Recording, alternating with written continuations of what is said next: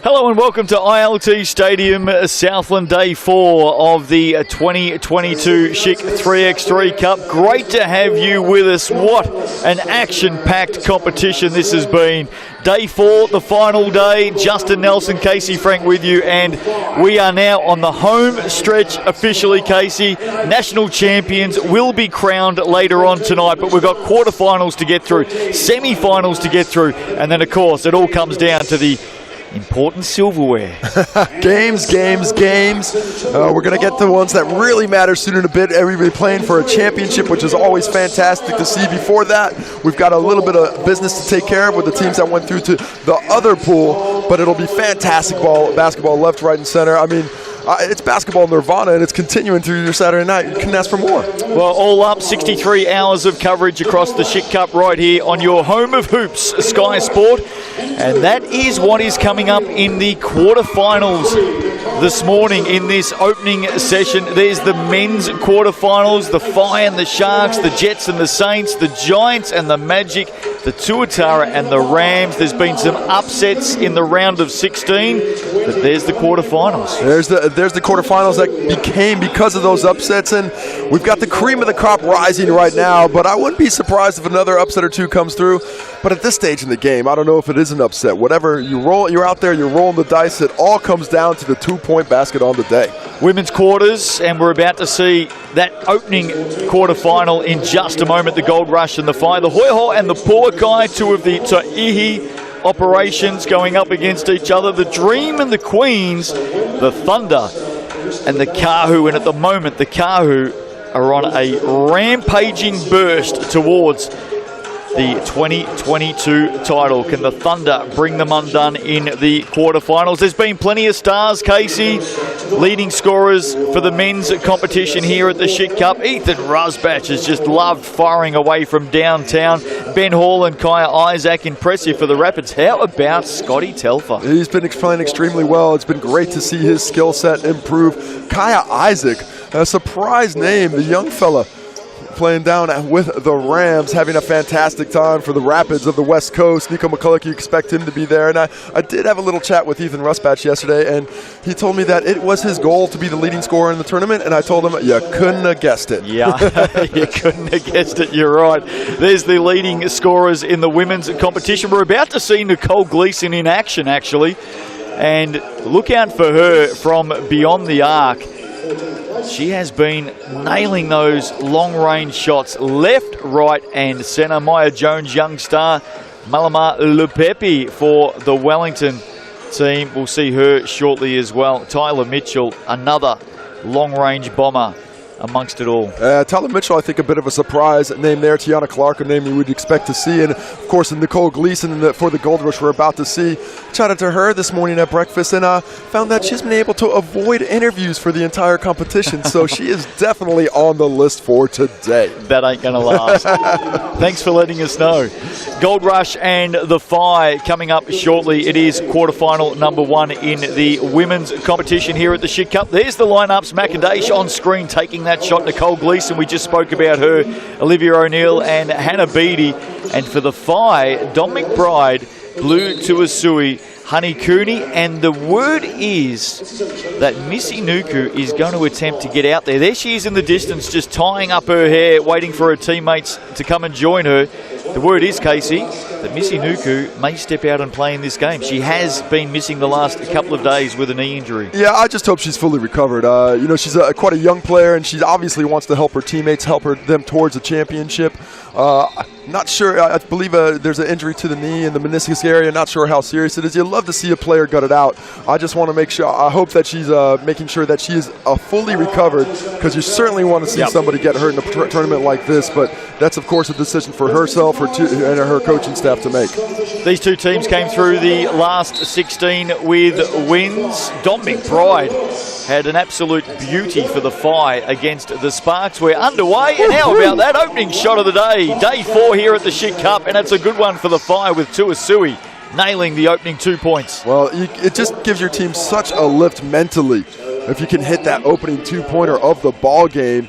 It's jumping you off to that great start. 1 for 1 going to Dom McBride, seeing if she can use her quickness against Megadesh. Here's Honey Cooney. Switches play to the opposite wing. Tuasui spinning to the basket. Good block by O'Neill, and now the Gold Rush will get their opening opportunity. I've really enjoyed watching Olivia O'Neill play defensively. She's been such a terror.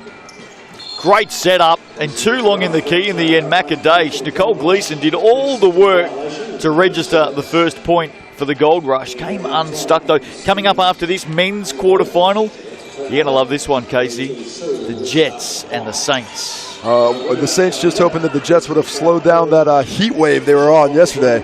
Fantastic pass inside to Macadash. Good block by Dom McBride. Excellent recovery. Dom McBride, a fantastic defender. Her switchability is such a skill in the 3x3 game. As we take a second look at the block when she said, get that shot out of here.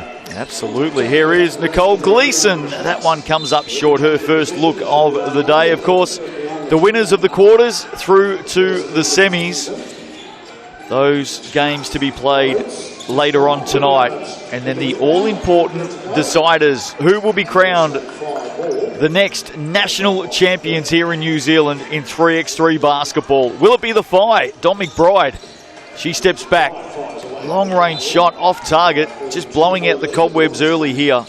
Yeah, both teams sort of feeling each other out, settling for the jump shot at the moment. I really like that earlier drive by Nicole Gleason where we saw the Daesh 3-second call. I personally like a little bit of penetration, keep making those defenders work, and then get to that 2-pointer. Tough pass there. Daesh looking for O'Neill.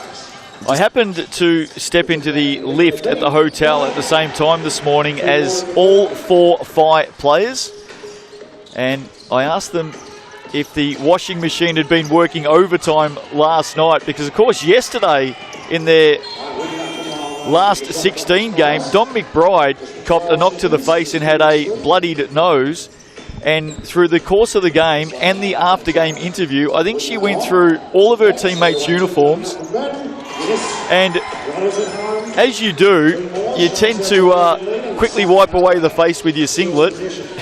And I think they had to quickly take all of the uniforms, Casey. And, well, I just appreciated Dom McBride bleeding through the interview and still giving us her insights. Fantastic insight there, even when the blood's flowing. Oh, it was tough stuff, wasn't it? They did have a laugh about that this morning, actually. Here is Hannah Beattie trying to score over the top of Tuasui. Well, nice defense played there. Good backdoor cut to create the opportunity, but the recovery by Tuasui. Able to knock it out of bounds. Still 10 seconds on the shot clock. It's been a big competition for the Phi as well. The Phi men are currently in action on court 1. Of course, you can see all of that on Sky Sport 3 at the moment. Flick between the 2 channels, Sky Sport Select and Sky Sport 3. Phi playing excellent defense right now, really shutting down drives to the key, making shots difficult like that one from Hannah Beattie. Really turning the screws early. Got that 2-point lead with 2 minutes in, but have not seen a lot of offense in this one. And Casey, the Phi had a wonderful opening day here at the Schick Cup. They won all 3 of their games. Second day, they lost all 3. Missy Nuku was missing, and they went down to those 3 players. But you just mentioned their defense, and I think that's the part of their game that they've really honed in on as being the asset that they can take into the finals. Yeah, the hard workers with a good switchability with Tuasui, and Dom McBride as she lets that one fly. Good rebound by Nicole Gleason, but you got to work with what you got. If you don't have all the guns, you're going to have to shoot the bullets that you brought. Scoring's been hard to come by early in this one. Just the one basket. The Phi lead it. Chance here for O'Neill. Terrific drive. She gets the opening point for the Gold Rush. Just beating the shot clock as Tuasui lets another one fly. Love the drive from Olivia O'Neill, the aggression on the rim. Gleason. Oh, there she goes. She has been firing on all cylinders here at the Schick Cup, Nicole Gleason. Yeah, your leading scorer continuing to do so. She gets that space up high. The Phi have to be so cognizant of where she is on the court at all times. A fantastic job by her teammates to find her and deliver it to her in her scoring position. So the fire to get us back underway. Gold Rush lead by 1. Here is McBride, the American. From long range, sweet shot, Dom McBride. Well, nice play there. And Mikadesh really worried about the roll, and that made Olivia O'Neill sort of get caught up in the screen, giving her that space for the jumper. Here is Makadesh on the reverse. Did all the hard work. Couldn't capitalize. To Asui now. Oh, fantastic fake to get Daesh out of position. She goes on the reverse and comes up short as well. And Nicole Gleason instantly lets that one fly. Good follow. Has her choice of plays here and almost gets it in. Daesh, as always, on the glass. A powerful presence that's tough to keep out of the key. What a steal by Gleason there. Impressive. And she may make Dom McBride pay. Daesh in the end. Not sure what Dom McBride's complaining about. She's not paying attention. She's dribbling the basketball. Nice and beautiful steal. Didn't get it, but Daesh able to get up and in. Once again on the glass. She saw the 3-second call earlier in the game, but throughout this tournament, she's done an excellent job of getting her feet in and out of the key to really plant herself down low to be that offensive rebounding force. And no doubt, not only one of the strongest players here in the women's competition, offensive foul called there, but Makadesh is full commitment 100% of the time. She is on the edge. She plays hard. She is a physical player, and you can tell her mindset. She doesn't mind inflicting a little bit of physical violence on her opponents. Something that you like to see. I appreciate it. Here's Honey Cooney to Asui now. Hands off to McBride. Oh, there's Daesh stepping up right on cue. Good smart foul there. She was a bit out of position, was about to give up an easy drive, which really would have put Hannah Beatty in bad position, having to guard on the help drive or giving up to Asui the 3 in the corner, so it takes both away with the foul. But you're going to have to slow down the fouls. You can't foul every time as she picks up number 3 for the Gold Rush there. And, of course, 2 free throws occur from fouls 7 to 9. If you foul 10 times in the game, which I've only seen once over this tournament, you get 2 free throws and the ball. Here's McBride on the turnaround. Gold Rush out by 1. A long way to go in this game. Quarterfinal action here at the Schick Cup. Winner through to the semifinals. Just 2 on the shot clock. She gets it off. Nice job, but better defense by Tuisui. The loser, of course, falls into the bracket of 5 to 8. Here's McBride again. A good attack, spreading things out to attack the slower-footed Daesh with Coombs. She's unable to create her own shot. Got a good look from McBride, but didn't quite hit it. As we see the foul up top. I think a little bit of acting on Mikadesh's part there. Be tough for our little old honey to push her around. Here's O'Neill now. Pulls up the dribble. Gleason, shot clock, got to go. Does go. Fires away. But missed the rim, so we'll have a change of possession. Reset of the shot clock to the 5 as they're looking at a 1-point deficit with 5:22 to go.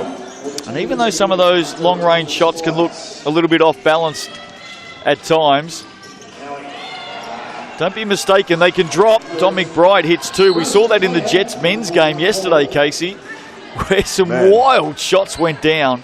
Well, as you see the drive by Gleason, unsuccessful, but once he hit a couple, you start to feel good. Let's see if Honey Cooney does there. Just misses. Nearly dropped it from the TAB logo.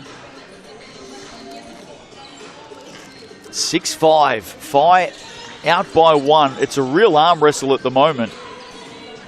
So much on the line for these two teams. And they played so much basketball. This first game of the day, you got to do a lot to get your body ready, but still cognizant of the fact that you should have more games today. Everybody left McBride alone at the top. Yeah, that's one she's would more than likely hit. They don't want to give her that much space too often. O'Neill now wrapped up and in the end forced into an error. In fact, she passed that directly to you, Casey. I was pretty impressed with my catching skills on that one. Fortunately, I wasn't in mid-comment, otherwise it could have gotten a little tricky. I'm not good at the multitasking, or so my wife consistently tells me. I'd believe that. I think it's false. I'm great at doing 6 or 7 things at once. Time out here. Finishing 6 or 7 things, I don't know. Not so much. Well, it's going to be interesting to see how the teams in the winner's bracket in the quarterfinals today take today's approach. You know, if you want to win, you're going to have to get 3 games today, so you're going to have to not only give your all to get the victories, but be aware of what you have to keep left in the tank to have enough to get those victories down the stretch. About to get back underway, 5-1. Anybody's game here in this quarterfinal. Dom McBride now held up. Good defense from Macadash. Honey Cooney now goes on the drive. Does get a shot up, draws the foul.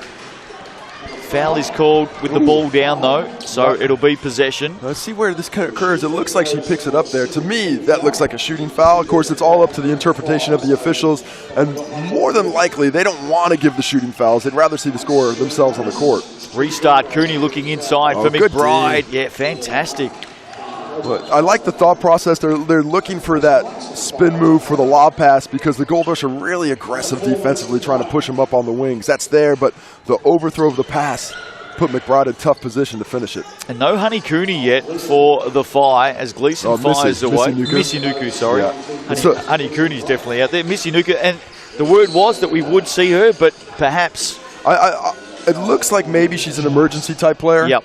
Which I think would be the best way to use this. Of course, I think personally, with a young player like Missy Nuku, the job of the coaching staff of the organization is to protect players from themselves. At that young age, you may want to play. You may think this is the most important thing in the world, but there's such a bright future ahead for that young player. Well, we did both raise our eyebrows when we heard she was a chance to play. Oh, Honey Cooney.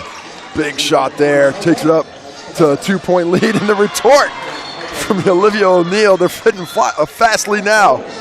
Ties it up at 8 apiece. Game on as we're inside the last 4 minutes. At the moment, this one looks like it might be a time-certain game. Nicole Gleason back of the iron. Here come the Phi again. Honey Cooney, can she do it again? No. Oh, the speed with which the game's playing right now. This is why you watch 3x3. Attack on attack, physical defense. Look at the screen set. Honey Cooney, I love the physicality with which she's playing. The smallest player on the court right now, but she is making her presence felt. Look at her fight through this day screen and get the foul. Gold Rush in possession, dumping it off inside. Gleason, good block from Dom McBride. And if we were counting blocks here at the Schick Cup, I'm backing Dom McBride to be not only at the top, but well and truly at the top. Dom McBride, Ezra McGoldrick would be up there as well. Jen O'Connell, she's had a few. Jen O'Connell, yeah. There's been some really impressive and physical defense being played, and even the more impressive where you're able to time it and get those block shots. Here is McBride. As these two teams try and get the ascendancy here.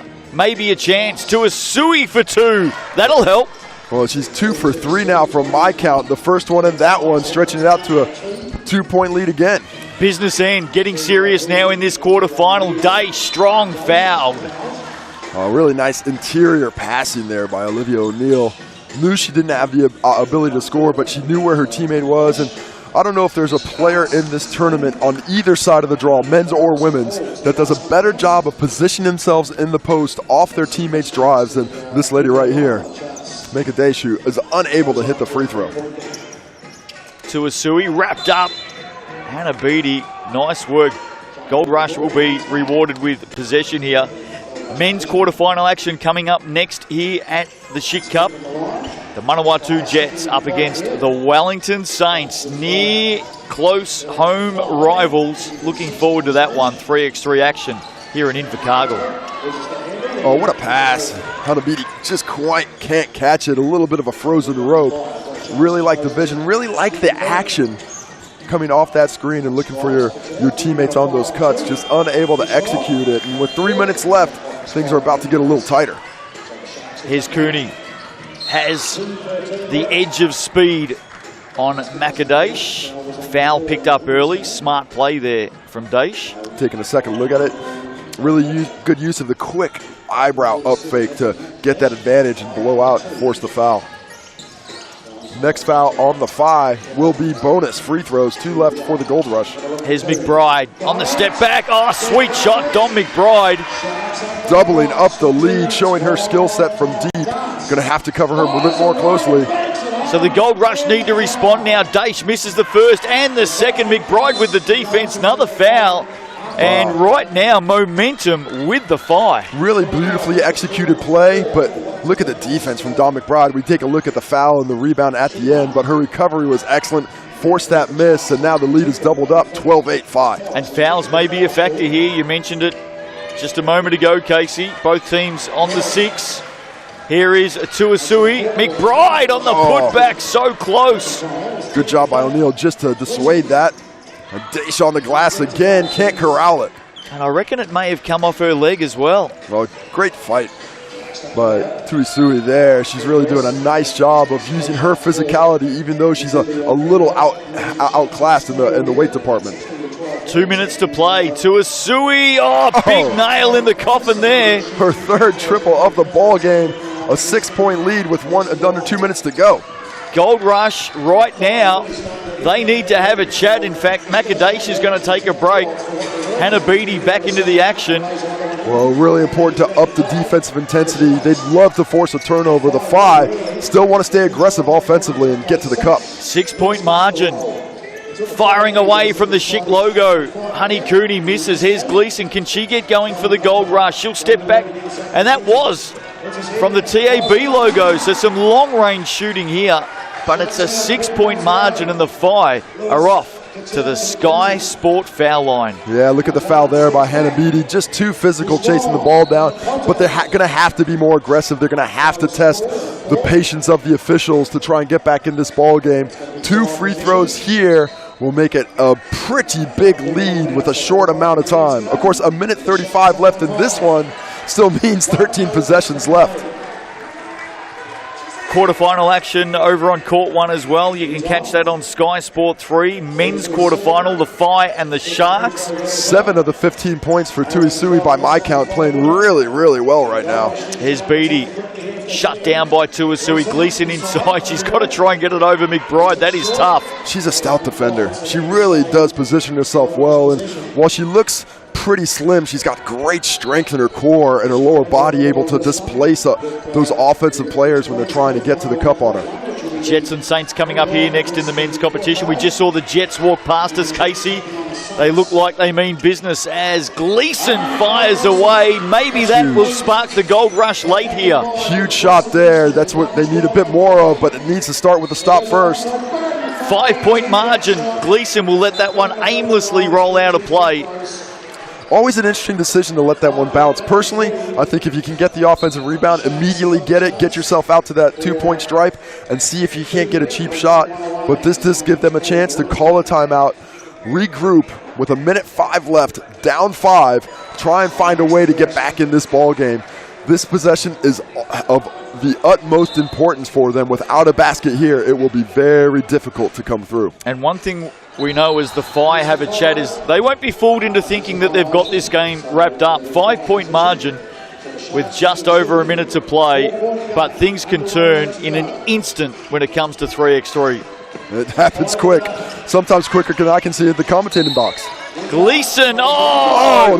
Away. Illegal screen called on Daesh. Brilliantly called play, really well executed, but a bit too much physicality and clearing out the tournament's leading scorer, Nicole Gleason. And you saw the response from Gleason. She knew that was their big opportunity. And now she's forced to foul. Dawn McBride headed to the Sky Sport stripe. Here's that foul.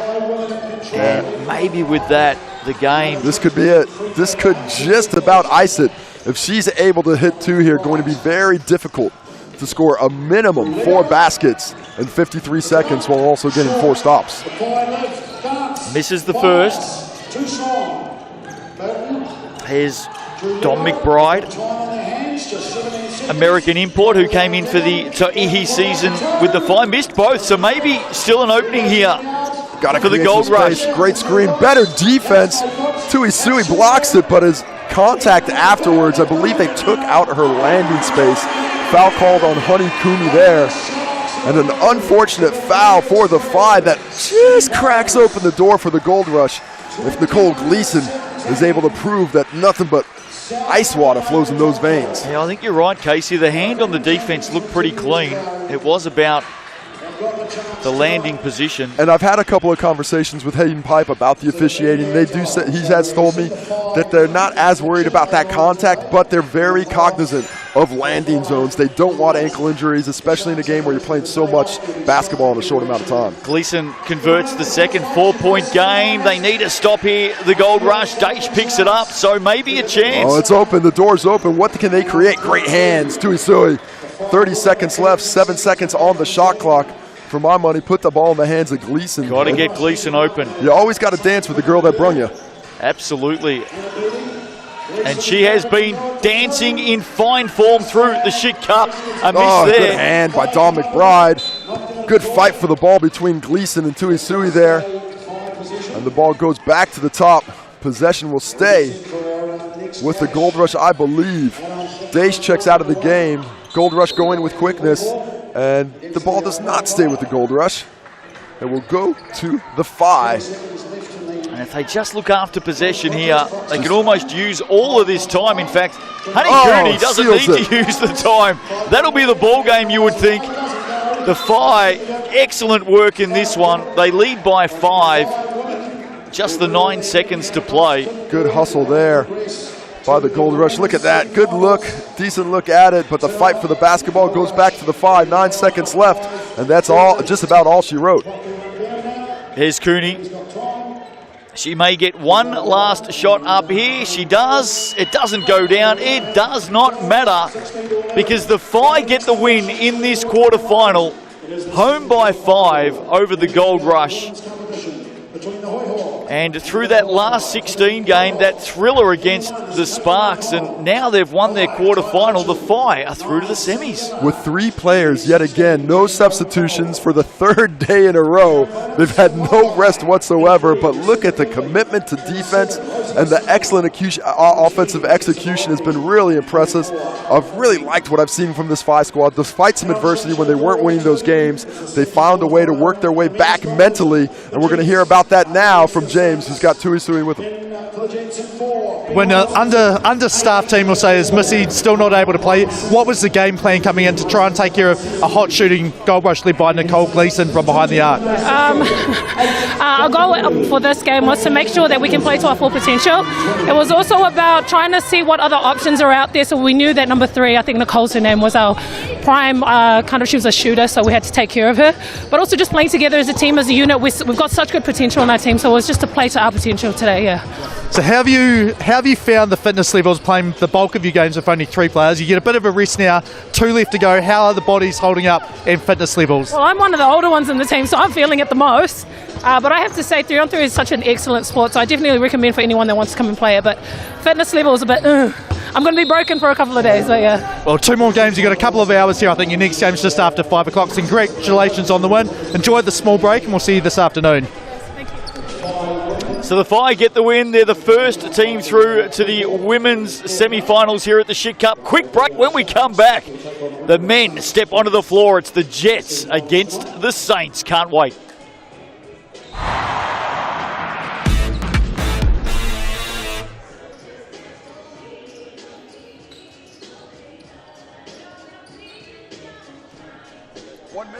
A full minute. We're on a commercial break. 1 minute. So you can keep shooting if you want.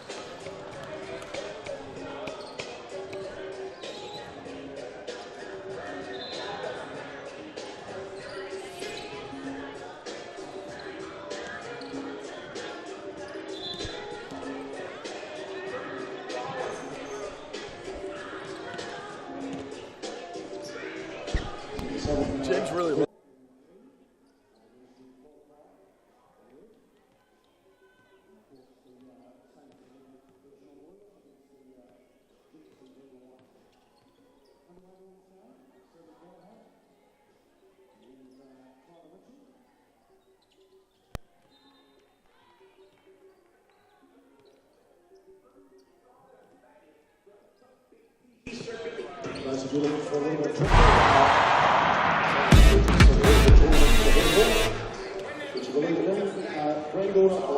Welcome back to ILT Stadium, Southland. Quarterfinal action here, day 4 at the Schick Cup. Men now on the floor, Jets and the Saints.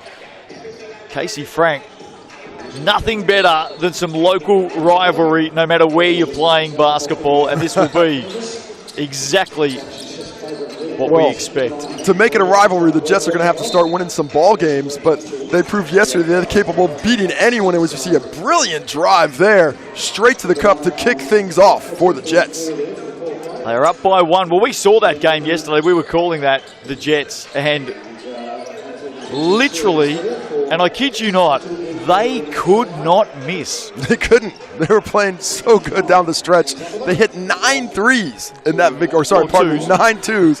One day I'm going to get it right. It's on day 4, and I still haven't got it perfect. But 9 of their buckets, 18 of those points. And it was such a fantastic performance. A lot of fun, wasn't it? The Salmon boys are up against each other in this one as well. Keep an eye on that. The two brothers, Nathaniel and Klein. Robertson with the foul there. Showed his athleticism and strength on the drive to the cup to open things up, and showed some strength as well in keeping Salmon from getting that foul. And this is the Nathaniel variety of the Salmon boys at the line for the Saints, 1 apiece. Here is Klein going to work on his brother. And I really hope I don't get the names wrong when they're guarding each other. It's Klein and Nathan Salmon. Interesting when brothers have to play against each other. My guess is not the first battle they've had. Definitely not. There would have been a lot of driveway basketball over the years. Here's Jimmy Cawthorn to the hoop, knocked away by Salmon on that occasion.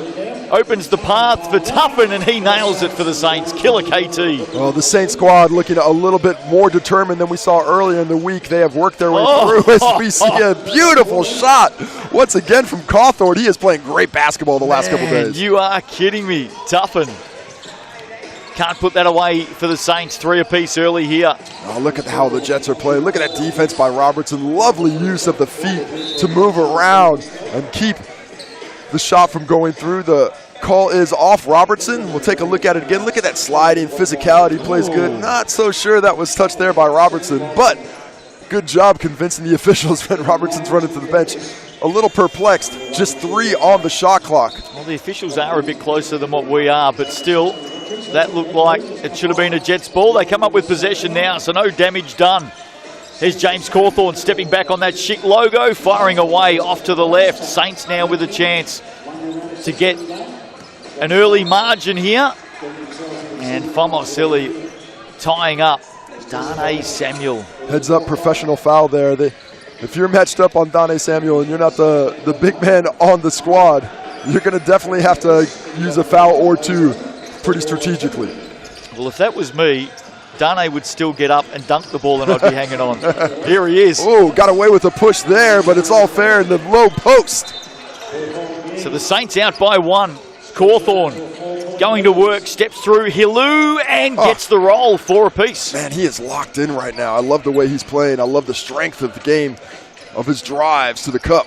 Had a good chat with him last night, Casey James Cawthorn, that is, and he's just loving being back out there. As he should, with skill set like that. Let's get you on some more courts, brother. Here he is, and he's on the attack again. Hilu holds him up in play. Oh, good pass, wide open look, excellent execution, and he nails it. This Jets squad does not miss them, does he? Show me a team that's performing well or executing to the level that the Jets are. I don't think I've seen it. I think this is a team that is executing their stuff with skill and explosion better than anyone in the tournament right now, as Dane Samuel goes to the court so the Jets don't have to use those professional fouls anymore. Tuffin for 2, good gets crash. After it. Hilu from the opposite wing, nails it, ties it up at 6 apiece. Kenneth Tuffin created that. KT with the offensive rebound, the aggression on that, opening the shot for Hilu. Tuffin foul. The irony is, the last time we saw James Cawthorn in action at the National League level was in the Sal's NBL in 2019. He won a championship with the Saints. Not the first player to go back and forth from Manawatu to Wellington. It's been a few. Oh, how about that? Klein Salmon with the big 2. He might have had my favorite shot of the week in the game winner yesterday, but that has brought that confidence with him. Falls to Hilu, and there is Nathaniel Salmon being fouled by Tama Fahamasili. He misses the shot, but the fight on the offensive glass creates another opportunity. Hilu hooks him back up, and now he will go to the Sky Sports stripe to try and cut it to 1. More quarterfinal action coming up next right here. Women's game, Dream and the Queens. Stick with us for that one. Quarterfinals action early on day 4 here at the Schick Cup. Uh-oh, that's a bad spot to catch the ball. Oh, how'd they get it out?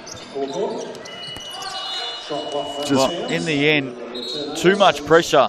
Great pressure indeed by the Saints, and the Jets came crashing back to earth. All started with physical defense on the ball by Donnie Samuel. He's going to have to do a lot of that when he's playing these smaller players and really commit himself to moving the feet. Saints down by 2. Saints level it up at 8 apiece. Kenneth Tuffin playing very well right now, finding the zone. His hustle, as always, peak.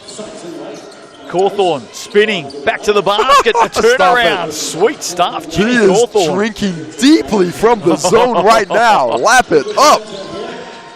Darnay Samuel misses what he should have put away. Cawthorn out. To Salmon, can't convert. Here is Darnay Samuel for the Saints. He's starting to get frustrated with the contact and come back with some of his own. Physical drive as he just powers through Robertson for that finish. Cawthorn's got to like this matchup. What can Hit he it do? again! Oh, man. Great hustle. Robertson gets it too. What a beautiful play. Cawthorn trying to hold it, but well done to keep that alive. Ben Robertson, the hustle is there.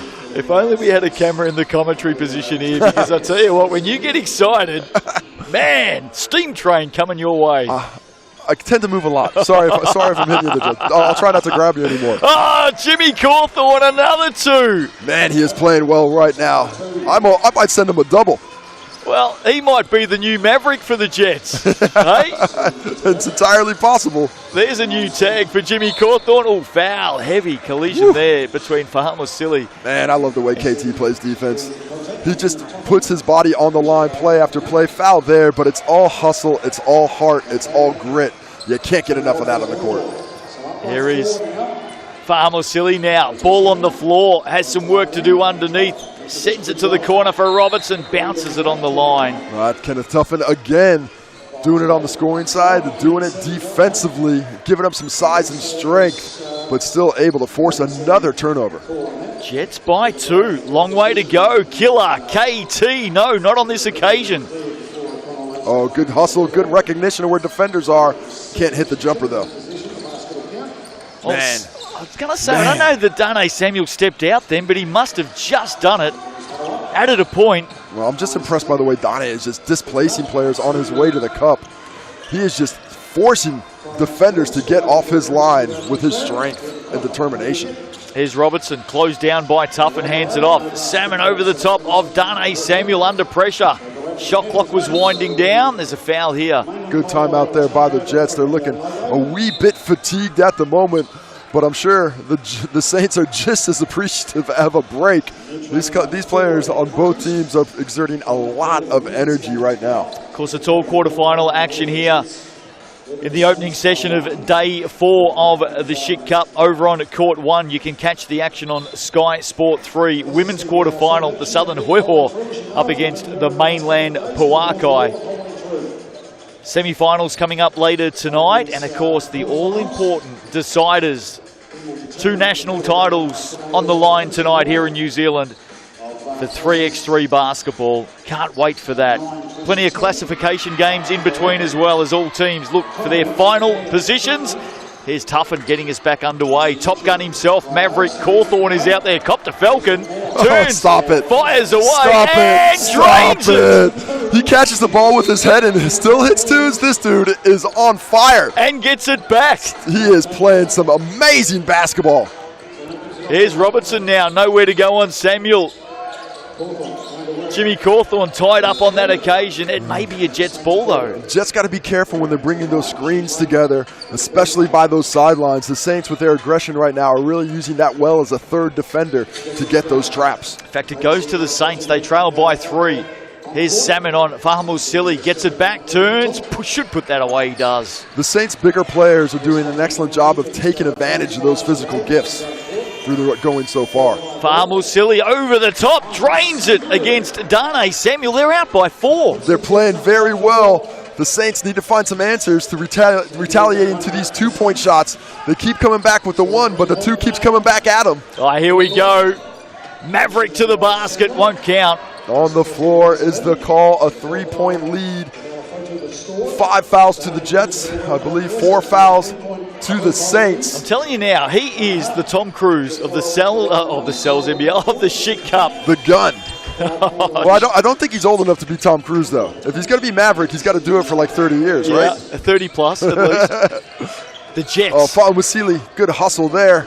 Ben Robertson lets it fly. He hits some timely ones, but not that one. They still lead by 3. Sione Hilu here. Salmon. Tuffin at his feet, turnover. Robertson picks it up. Chance here for the Jets. Firing again. James Cawthorn. Halfway down. Really big moments here for the Jets. They should try and build a bit more of a lead with Donnie Samuel out of the game, but instead the Saints are closing space. Down to 2. Cawthorn now. Hilu. Cawthorn fires. That one a little bit too deep. He's having a bit of trouble creating that separation as this game goes forward, and the Saints lock that defense down just a little bit tighter. Here's Tuffin. He can hit the big ones, not on this occasion. Board. Huge rebound by Salmon. Can't convert, though, the Jets. Good fight by the Jets. Not giving up on the play despite the good look by Salmon there. Here's Fahamu Silly. That one too deep as well. The Saints down by 2.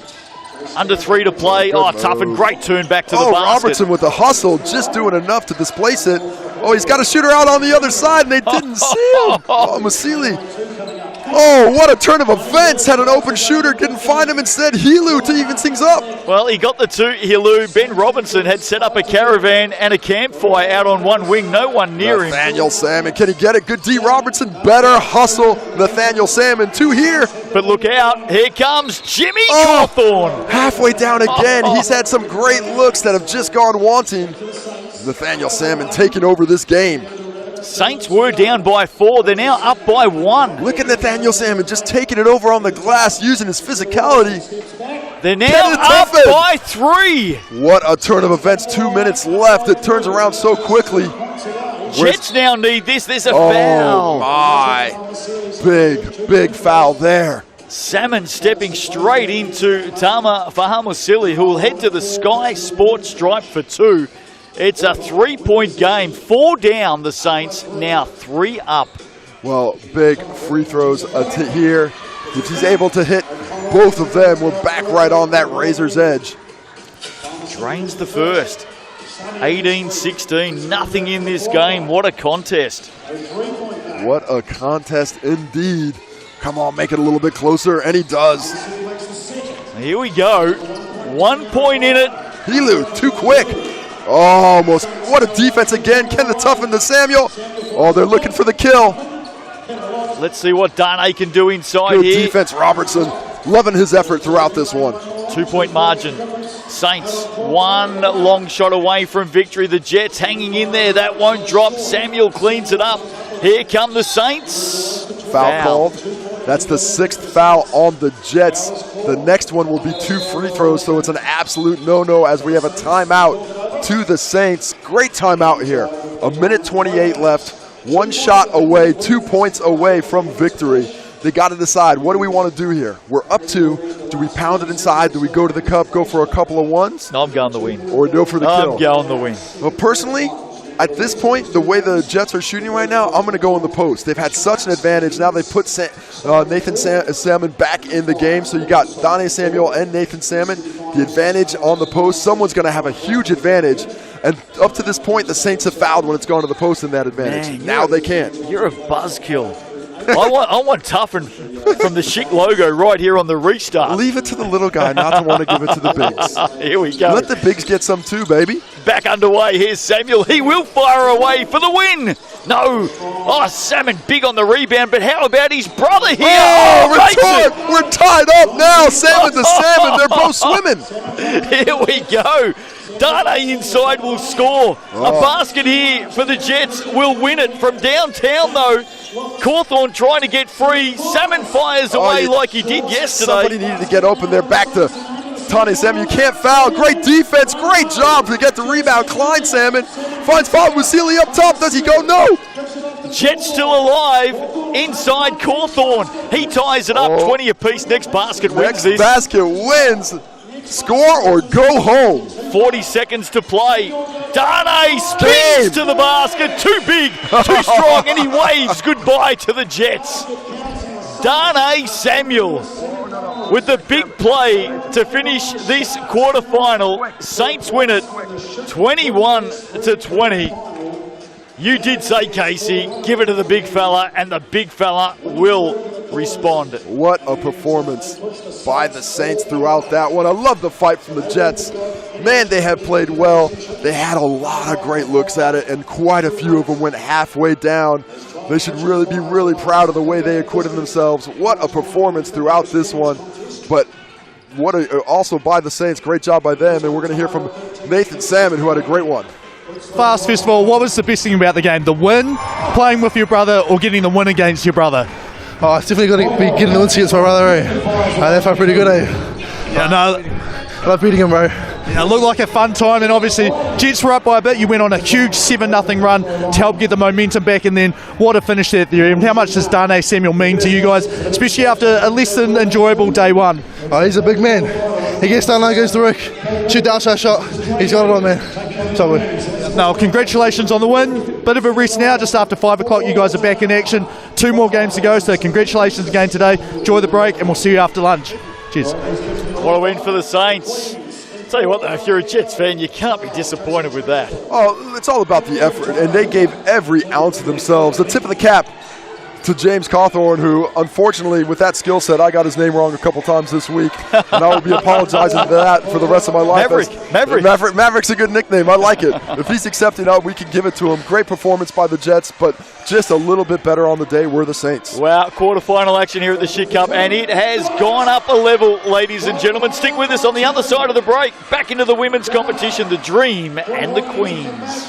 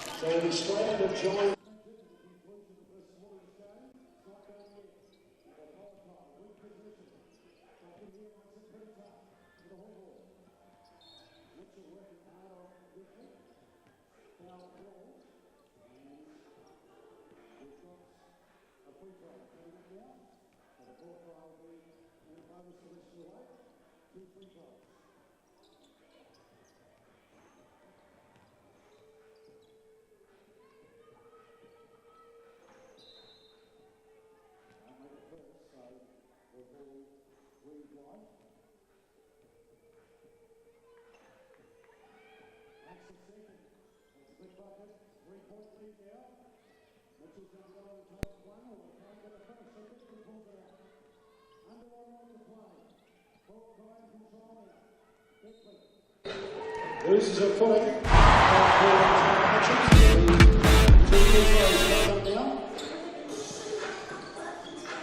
Welcome back to the 2022 Schick Cup here in Invercargill. What a morning it's been so far. Justin Nelson, Casey Frank with you. Women's quarterfinal action. We're back into it with the Queens about to start this one against the Dream. And if this is anything like the last 2 games, look out.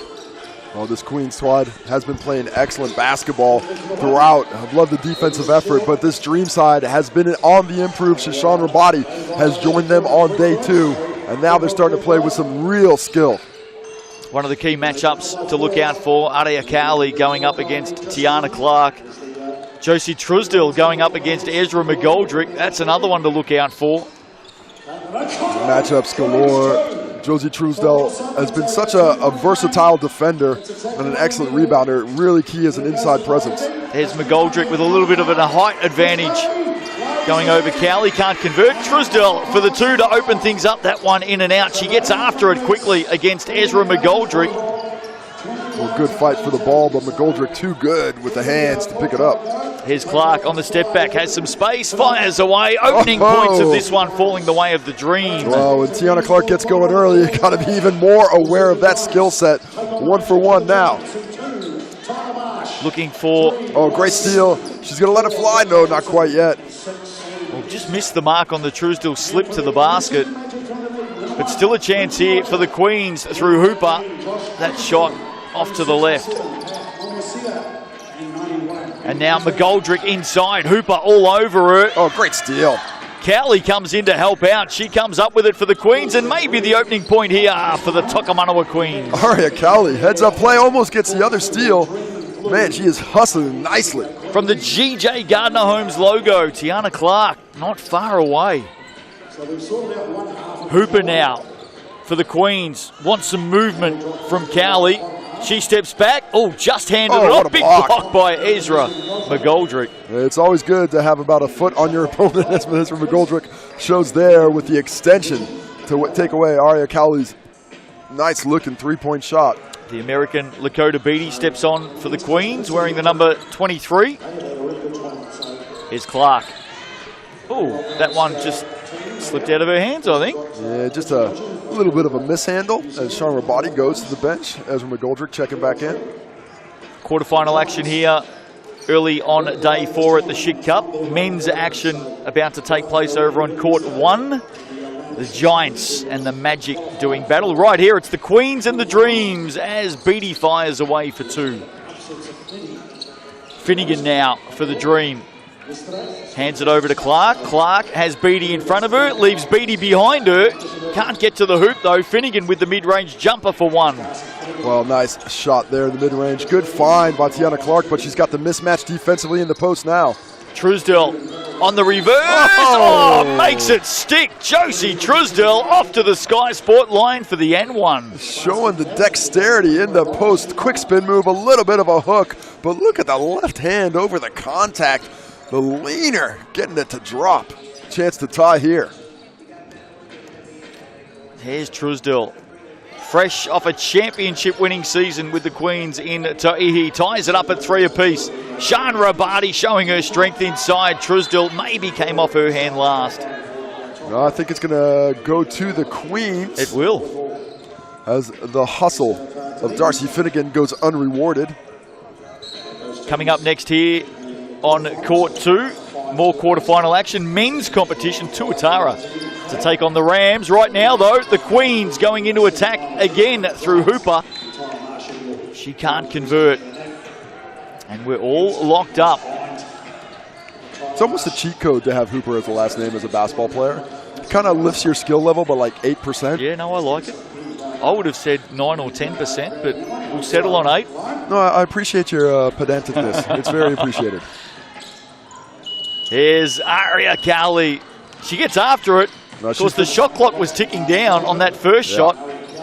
Tiana Clark. Ooh. She's got it going. She's got some space. She's got to let it fly. McGoldrick, good steal. Did that get cleared? It did.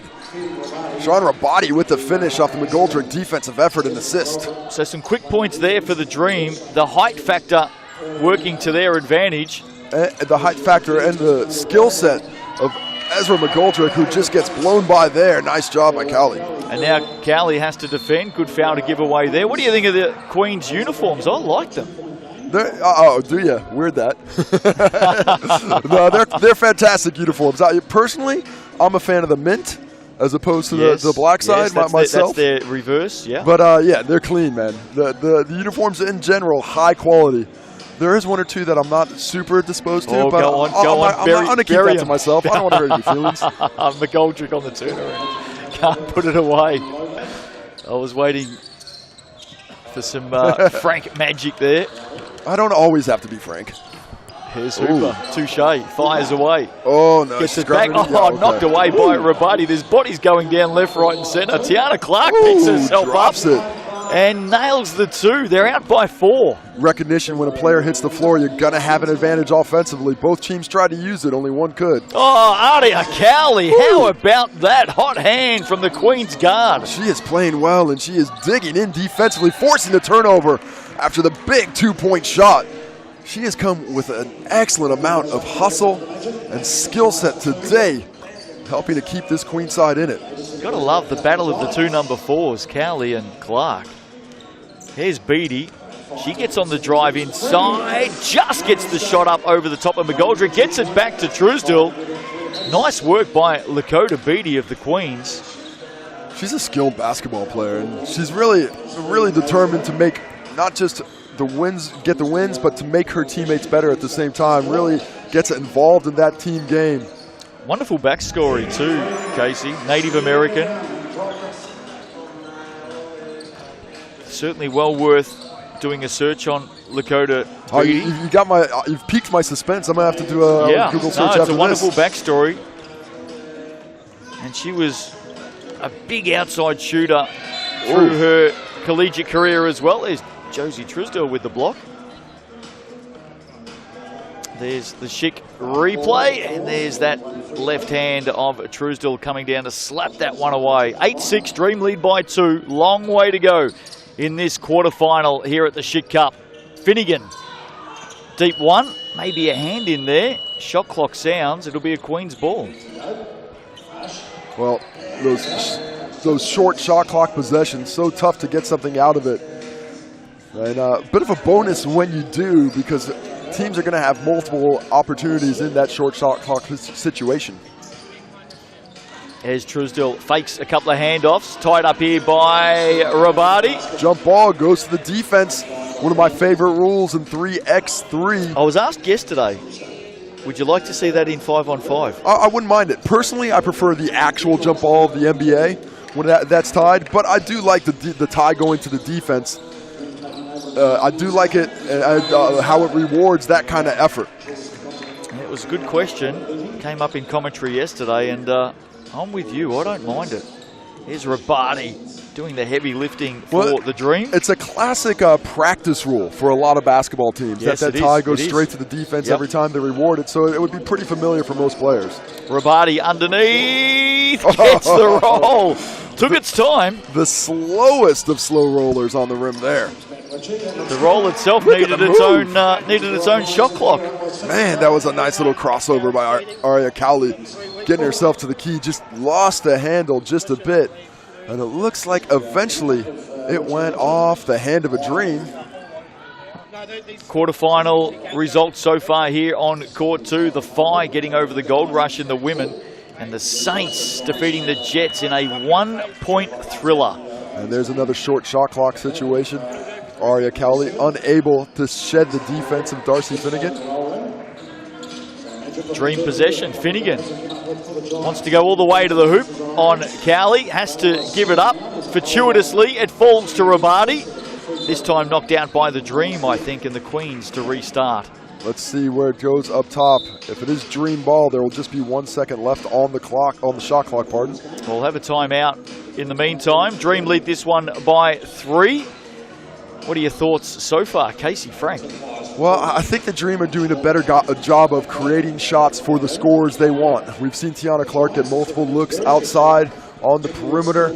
Now we're seeing Sean Rabati start to dominate the game in the low post. Now, the Queens have been able to create a few advantages, but the size of the Dream have negated those drives to the cup. They're going to have to try and find a way to create a little bit more space for their shooters, or possibly occupy 2 defenders on the ball and then go to that weak side to take advantage of their quickness. Quarterfinal men's action coming up shortly. Tuatara and the Rams. Right now, we're locked in a battle between the Queens and the Dream. Queens in the black, in possession. Josie Truesdell has to fire away.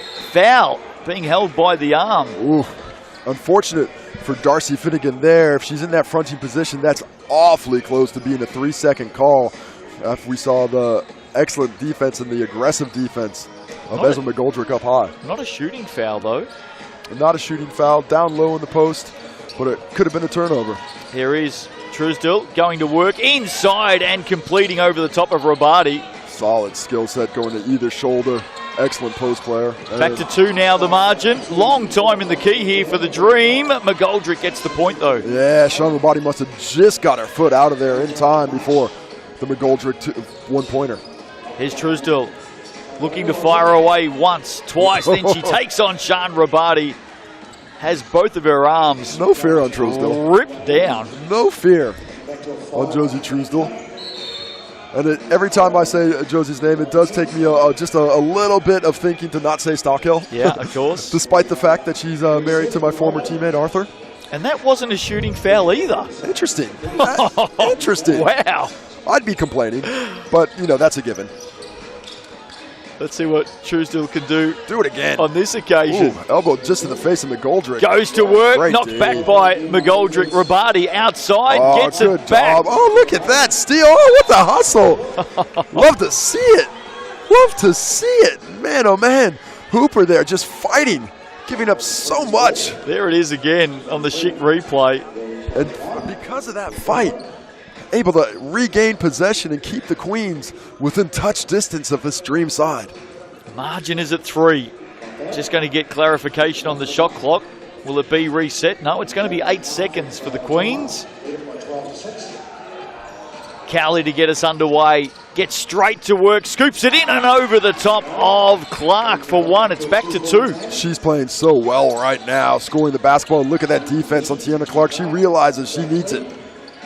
And Tiana Clark finds some space now. Oh, Gets look at after it hustle. herself. Fantastic work, Tiana Clark. Dream looking to extend here. McGoldrick on the wing. Goes back to her right, all the way to the hoop, finishes on the left. Man, she's a skilled player. She's able to finish with either hand, put the ball on the floor, and play in the post as well. Lead at 3. Beatty now gets Rabadi off the floor. Here's Hooper. She can't nail it. McGoldrick with the rebound. Dream to resettle. Rabadi wants it inside. Too big, too strong. Oh, well done there. And they're really utilizing that lob pass when the Queens have to resort to fronting because of the size discrepancy. Beatty, that shot will be short. Cowley keeps it alive. Oh, look at Slapped that. away by McGoldrick. Man, the size of the Dream is just turning out to be too much for the Queens to contend with. And it does so once again on the finish there. Oh, McGoldrick didn't clear it up high. Yeah, I was going to say, when she stepped out, it looked like her right foot stayed inside. Well picked up by the officials. Yeah, Melanie O'Connor does it well there. 12-8, Dream out by 4. Plenty of time to go in this one. This would be handy for the Queens. Aria Big Cowley. shot. Man, she has no quit in her. She is really keeping this Queen side in. She scored multiple ways from deep at the cup, and her defense has been top-notch. So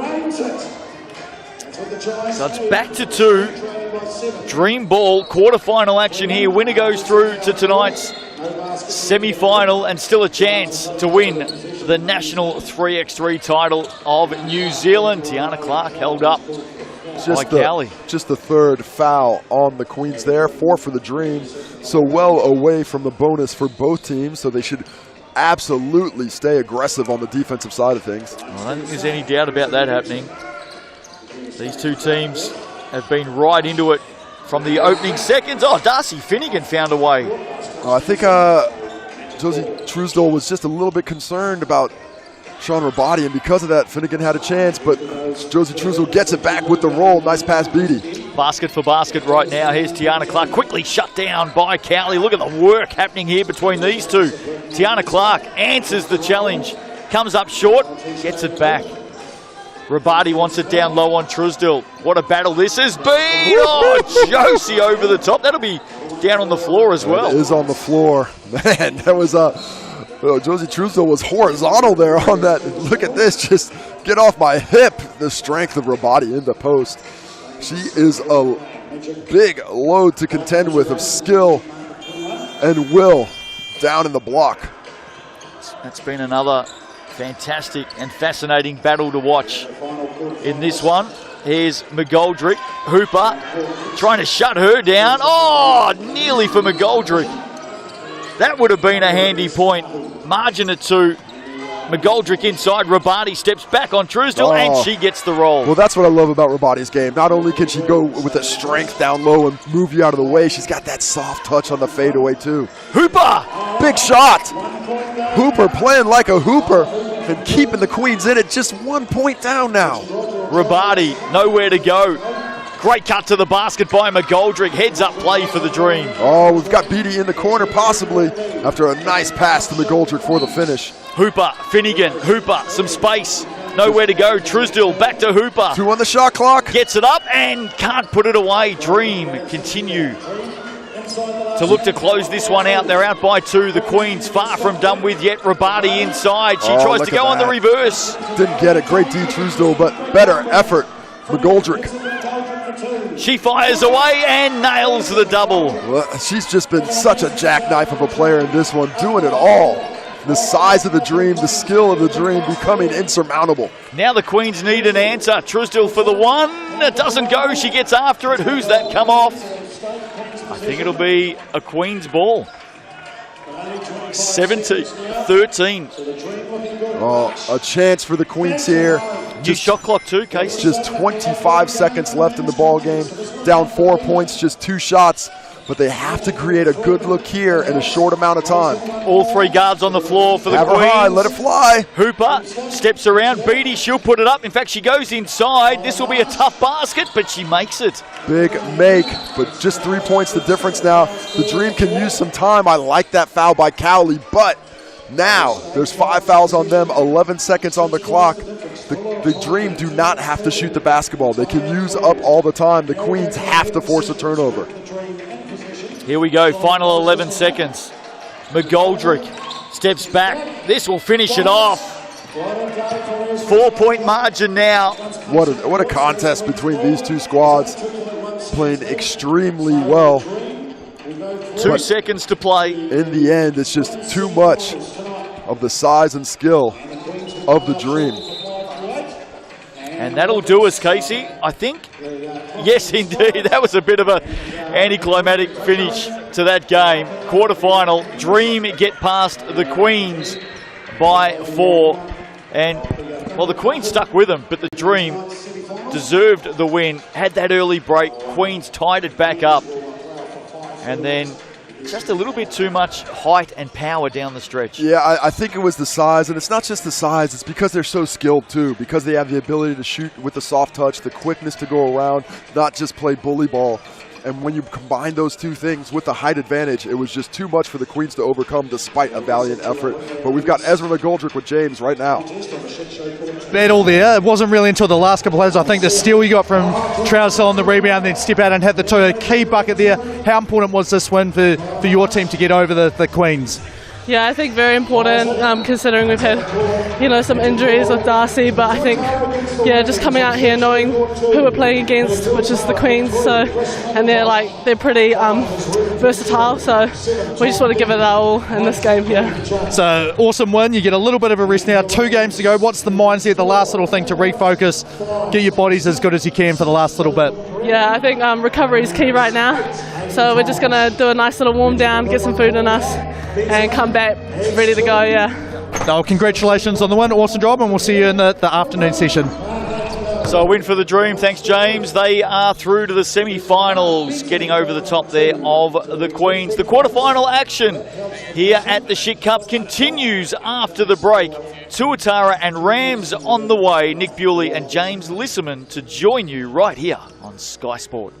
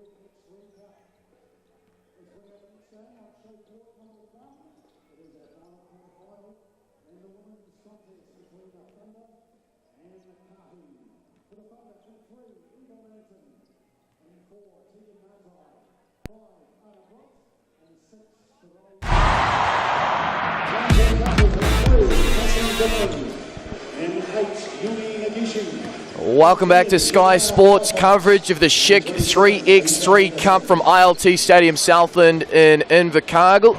Nick Bewley alongside James Lisserman, Casey Frank and Justin Nelson earning a well-earned breather after some thrilling action on Court 2. And we have the last of our men's quarterfinals up next, James. The Auckland Tuatara against the Barbecue Direct Canterbury Rams. Yeah, and like a barbecue, they've been pretty red hot through the the opening couple of days of the tournament had one loss, which a bit of a shock one. We can see Derek Albertson walking past us. He was one of the reasons why they had the losses. It was the Taranaki years that knocked them off, but yeah, just a well-constructed team, I think, with Aiden Tonge in the middle, and then just 3 shooters from the outside who can all score inside as well. Taylor Britt, Joe Cook-Green and Sam Smith, the Rams lineup, which I'm very familiar with all 4 of those guys. The Tuatara on the other side, Chris McIntosh, Ruben Fitzgerald, Tom Beattie and Liam Judd. They went 2 from 2 on day 3, wins over Northland United to qualify for the quarterfinals. A win was as well against the West Coast Rapids. Couldn't buy a win on day 2, but it's not how you start, it's how you finish. Tuatara in the teal and blue, Canterbury in the traditional red and black. McIntosh will start for the Tuatara, first to 21 of course, or whoever's ahead at the end of 10 minutes. Strong D early. Sam Smith, he's been a presence on the defensive end all tournament. He is. He's a good-sized wing player, and then obviously McIntosh, a fantastic shooter, but giving up quite a few inches as we see a quick handoff and a 2-point bucket drops there for the Tuatara, and it wasn't who you normally expect to shoot first up. Yeah, Ruben Fitzgerald from the GJ Gardner Homes, nothing but nylon 15 seconds in. First bucket and a first foul on the Tuatara. Quick substitutions, rolling subs effectively for those just joining us and getting a first taste of 3x3 basketball as Sam Smith finishes at the rim. And you can see here just the understanding of the game, the pressure trying to force the Tuatara to take time off the clock going out, but again, just able to turn the corner. That's Fitzgerald. He scored 3 of their points, I think all 3 of them so far. Certainly has. Fitzgerald is Britt with the lefty, and Fitzgerald wants some more. What did he have for breakfast? Ruben Fitzgerald, 5 points in the first minute. Well, you got the license to keep shooting. Well, you got the license anyway in 3x3, but you keep making them, you got to keep on taking them. There's the hot hand again, Fitzgerald putting the Jets on. Better that time from Sam Smith, and it's last touched off the knee of Fitzgerald. Will be Rams ball from the Schick logo. Yeah, nice recovery here from Smith. You see just the slap down at the end to knock the ball off out of bounds. Good call there by the referee on the baseline, Regan Ashley. Quick start though, 8 points inside the first minute. Britt, Cook, Green and Smith on court for the Rams. Cook, Green lets it fly. Smith almost had it, but it sticks with the Tuatara. Tom Beattie, Chris McIntosh with it at the top. Now look to go past Taylor Britt. And a late whistle there, and a first trip to the Sky Sports stripe for Chris McIntosh. Taylor Britt can't believe the call. Yeah, it'll be one just for holding off the... No, it's a shooting. You're right, sorry. I thought it was a holding foul off the ball, but it is a shooting foul as McIntosh is at the line here shooting 1. Liam Judd enters, as does Aiden Tonge. That's the size presence for both teams as McIntosh makes the 1 from the Sky Sports stripe and just dribbles out of bounds there, so the Rams will take it from the top. They're down 3. Yeah, McIntosh just asking, shouldn't they have to pick it up when it's that close? I think when it's that close to the line, the referees will let you just have that roll out of bounds. Here's Aiden Tonge down low. Good work from Judd. Kicks it back to Taylor Britt. And contact. And Britt signalling saying, that's shooting, right? You called shooting a foul on me. And Hamish Dale is signalling, yes, it is one shot. It is shooting. I am consistent. There's a couple of early fouls for the Auckland Tuatara as Taylor Britt, the Tall Blacks point guard, heads to the Sky Sports stripe and connects. 2-point ball game. Tuatara having to check it out. Clear it out, to get it out to their perimeter line is Liam Judd. Tough finish at the cup. Well, he has thrown down some huge dunks earlier in the tournament. I thought that was going to be one there, but good challenge from the Rams to not stop him from scoring, but stop him from having just a monster highlight there. Hot start from the Tuatara. They go out to a 4-point lead. And another trip to the Sky Sports stripe awaits. This time it'll be Sam Smith. Yeah, McIntosh, you can see here, felt like he got his chest in front, and from that angle, he does have a little bit of a case to make there, saying, I was in front of Smith. Remember, you're allowed to move and slide. Gee, you don't see this all too often. A full lineup at the foul line, and Smith misses, gets his own long board, blocked by Judd. Yeah, he's got that extra height, but Smith so smart inside, able to just get that little fake finish around the rim with his left. 8-5 the score now. Ruben Fitzgerald, bit of a heat check moment for him. Oh, what a heads-up play from Judd. What's the call here? And I think it's going to stay with the Tuatara. Tonge had a foot out of bounds. Judd round the back and threw it back in the field of players. He went into the GJ Gardner-Holmes advertising. Yeah, it was a great effort there to save it, and then Tonge thought he was a much further in court than he actually was. As you're exactly right, his foot was on the baseline there, and that's why it went back to the Tuatara. It was just 2 seconds on the shot clock. Those who Fitzgerald had to send it up from the Schick logo.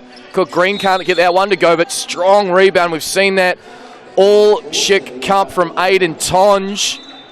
He just forces his way there. Look at that. There's 2 guys around him, and he just gets to that spot so strong he can push them out of the way, or just keep them out of the way, I guess, and goes up and grabs that rebound. Set play here from the Rams. 6 seconds on the shot clock. Tonge with it. Getting to work down low on Judd. Spin move. Can't get the roll. Gets his own board. And how does he get that one to go? Him and Zach Easthope go to the same school of how to finish inside. And the answer is just don't give up. Keep on going. Maintain your position there and get that rebound and go up and up and up again. Speaking of up and up, Liam Judd with the one. Yeah, and I've seen bigger ones than that. I think he's just easing into the game. 9-6 though. What we haven't seen much of is Tom Beattie, who's been extremely impressive in their game so far, like sniping from the outside, crashing to the bucket. But so far it's been Judd and Fitzgerald as the primary scorers for the Tuatara. Chris McIntosh lets it fly, can't connect. Tonge the rebound. The winner of this one will take on the Mid-City Magic out of Dunedin as like a couple of pins in Tempin bowling. Smith and McIntosh hit the floor. Yeah, McIntosh, I think, called for the hot. Yeah, you can see it there. The right hand wrapped around Smith's waist, pulled him down to the ground. And he has a smile on his face every time, so you know, you just wonder how much of a politician he is with the referees. Is Britt hard to the left, and he's just silky, isn't he? So smooth. Like butter, Taylor Britt. And that's last touched again off Fitzgerald. Great hands, Sam Smith. Tuatara in a little bit of foul trouble as well, James. 5 team fouls, 7 team fouls, of course, for those unfamiliar with the 3x3 rules, and 2 shots at the Sky Sport foul line. Yeah, and it's something you have to worry about. We're only 3.5 minutes into this game. You just can't afford to have those fouls, and McIntosh has had a couple of them as this time Britt's blocked, but from the Tonge school of finishing, just keep on going, get that rebound, and go up and up again. Tom Beattie with it now, Tonge in front. Air ball on that one, and back with Cook Green. It's all of a sudden a tied ball game, and the air ball is contagious. Let's hope that stops in a hurry, and this will be back with the Tuatara from the Schick logo. Yeah, and Smith is up asking for a sub, but no, yeah, he is getting a sub. I thought maybe he was calling for a set that they wanted to run next time, but he gets Taylor Britt to give him a quick rest. McIntosh, Fitzgerald and Judd on the floor for the Tuatara. Smith, Cook Green and Tonge for the Rams as McIntosh can't get the roll on that long 2. Back with the Smith, tied ball game, 9 apiece. Well, it's the level you expect in playoff basketball, isn't it? It's up another notch, even from what we had yesterday morning in the round of 16 games. Lovely little teardrop there from Tonge, and the Rams have their first lead in this one. First to double digits, 10-9. A 6th team foul, James, on the Auckland Tuatara through 4 minutes and 22 seconds. Yeah, and you could just see there was a foul called on the roll there, and I mean, there's been a couple of calls that are it's been pretty hard to see exactly what happened there. I thought Fitzgerald was just Judd was rolling hard to the rim and didn't see him take out any defenders. There must have been something just behind the camera to see, but I know the referees are looking for that, for moving screens and for holding people, but yeah, 6 fouls now. This is basically, you're at the end of your tether here. You've got to be so smart and careful on offense and defense as well, not to send the Rams to the line for 2. 1 timeout each, of course, as well. So the one just taken there as Smith gets to work down low. Foul on the floor, rather. No, 3 seconds in the key. Sam Smith. Yeah, and it's that. Well, we saw the secondary pass in there, but once the ball was up the top, so it's checked right here. 3-second count can start immediately if someone is inside the key. Fitzgerald from his spot. The GJ Gardner can't get that one to go strong. Offensive rebound from Tom Beattie. McIntosh lets it fly. Well offline, but follows in with the hustle. Dribbles it back out to the 2-point line. Can't connect on that one. Gee, the ball is a magnet to Chris McIntosh. It is, and every time you see they're a little bit different to the Rams. the Rams get to the rim, get fouled. They want to try and finish at the rim and just keep on trying. The Tuatara offensive rebounds, they tend to look outside, reset, see if they can get a nice open 2-point look after a missed bucket. 5 minutes and change to go in this one. Tuatara down 1. Called off ever so slightly after that hot start from Ruben Fitzgerald as Judd gets to work. And that is 3 in the key on Liam Judd. That basket won't count. Good defensive pressure from the Barbecue Direct Canterbury Rams. Yeah, you can see he's saying, I lost the ball. Yes, you did lose the ball. Does it stop the count? No, it doesn't. A good comeback here from the Canterbury Rams, who have Britt, Tonge and Cook Green on the floor. Britt goes to his right and tries to still finish with the left. Good work there from Liam Judd. Fitzgerald cleans it up for the Tuatara. And Fitzgerald, he's got some nice speed off the dribble, and he'll take his trip to the Sky Sports stripe. Yeah, and he's left-handed like it is one shot. Yeah, I'm just wondering if we need to have a sub coming. Oh, sorry, I'm mixed up with the teams. Got myself confused, and that's one of the hard things with 3x3. You're playing on the same hoop. You have to remember the colours, I guess, as opposed to which direction everyone's going, because it is always the same. Tied ball game at 10 apiece, 4:32 to go in this one, right down to the wire. The final men's quarterfinal of the Schick Cup. Smith can't get the roll, and Judd with the cleanup, and he'll take it down State Highway 1 to the cup. Tuatara back in front. He was ready that time for the swipe down from Smith. Moved the ball to his other hand, able to finish easily after avoiding the contact. Tip back from Tonge, contact, and one opportunity. Sam Smith, big time bucket, and could put the Rams in front from the Sky Sport foul line. Yeah, smart play from Tonge, just to be wrestling, creating position inside, tapped the ball over to his buddy, and this puts him up to team foul number 7, so the basket counts and it will be 2 shots as well. So potential 3-point play here. You don't see that all too often in the 3x3 game. 7th team foul on the Tuatara. So from here on in, fouls on the floor by the Tuatara, and the Rams will be heading to the Sky Sports stripe. Yeah, and it can get worse. Like, they don't want to keep fouling now that they're in that spot. Once you get to 10, possession goes back to the Rams after 2 shots as well. Fitzgerald lets it fly from beyond the arc. Can't get that one to go. Elevation from Britt on the rebound. Rams up by 1. Under 4 minutes to go in this one as Britt lets it fly from the Schick, and nothing but nylon. Rams out to their biggest lead. They're up by 3. Yeah, they're starting to put it together. They just don't really change the way they play. It's a great finish inside there by Beattie. The Rams just keep going, don't they? They play, this is how we play, this is what we look to do, and don't really look too flustered. Well, this is the small lineup for both sides with Tonge and Judd taking a rest. Tied ball there, and the rules in 3x3, no jump, of course, so possession with the defensive team. It'll be back with the Tuatara after this time out. 3:32 on the game clock. Rams up 14-12. Well, you can't coach, obviously, in 3x3, James Lisson, but if you were a coach of either team, what do you think will be discussed right now? What would you be wanting to implement to either team at this point? Tuatara, number 1, you have to know the fouls, and you just have to say, look, we're going to give up some buckets at the rim where we just can't afford to get into that thing. But anytime we can go for a tie-up, we're going to look to do that. And I think you'll see an emphasis on their 2-point shooting again, as that's the way that they've beaten other teams. And it's the way to shorten the game if they can make them and make that foul issue a bit diminished, I guess. Blocked by Smith on McIntosh. Back with the Rams. Pressure there from McIntosh on the clear out. Smith goes to work down low. Can't get that one to roll, but there's Aiden Tonge once more. Gets his own miss and finishes. Rams up by 3 with 3 to play. Yeah, he's just so strong inside, isn't he? And look at that collapsing defense against Beattie. Joe Cook Green just rushing in, along with the brick wallness of Tonge there. Gets the nice kiss off the backboard. Rams are 5 away from wrapping this one up. Tuatara need a bucket, and they'll get one through Liam Judd. Yeah, so they're staying in touch here, but 2 minutes 30 or so to go. The Rams feeling like it's their game now, as Cook Green a bit of trouble with the handle there. 4 seconds on the shot clock. Tonge needs to get it up, likes the matchup, and just bosses his way to the cup. Yeah, McIntosh, like, who do you want to guard? Well, I think Tonge would have been choice number 4, do I have to? And that's exactly who he had. Tactical foul there by Tonge as The nifty Tuatara guard, Chris McIntosh, looked to get round the Rams big.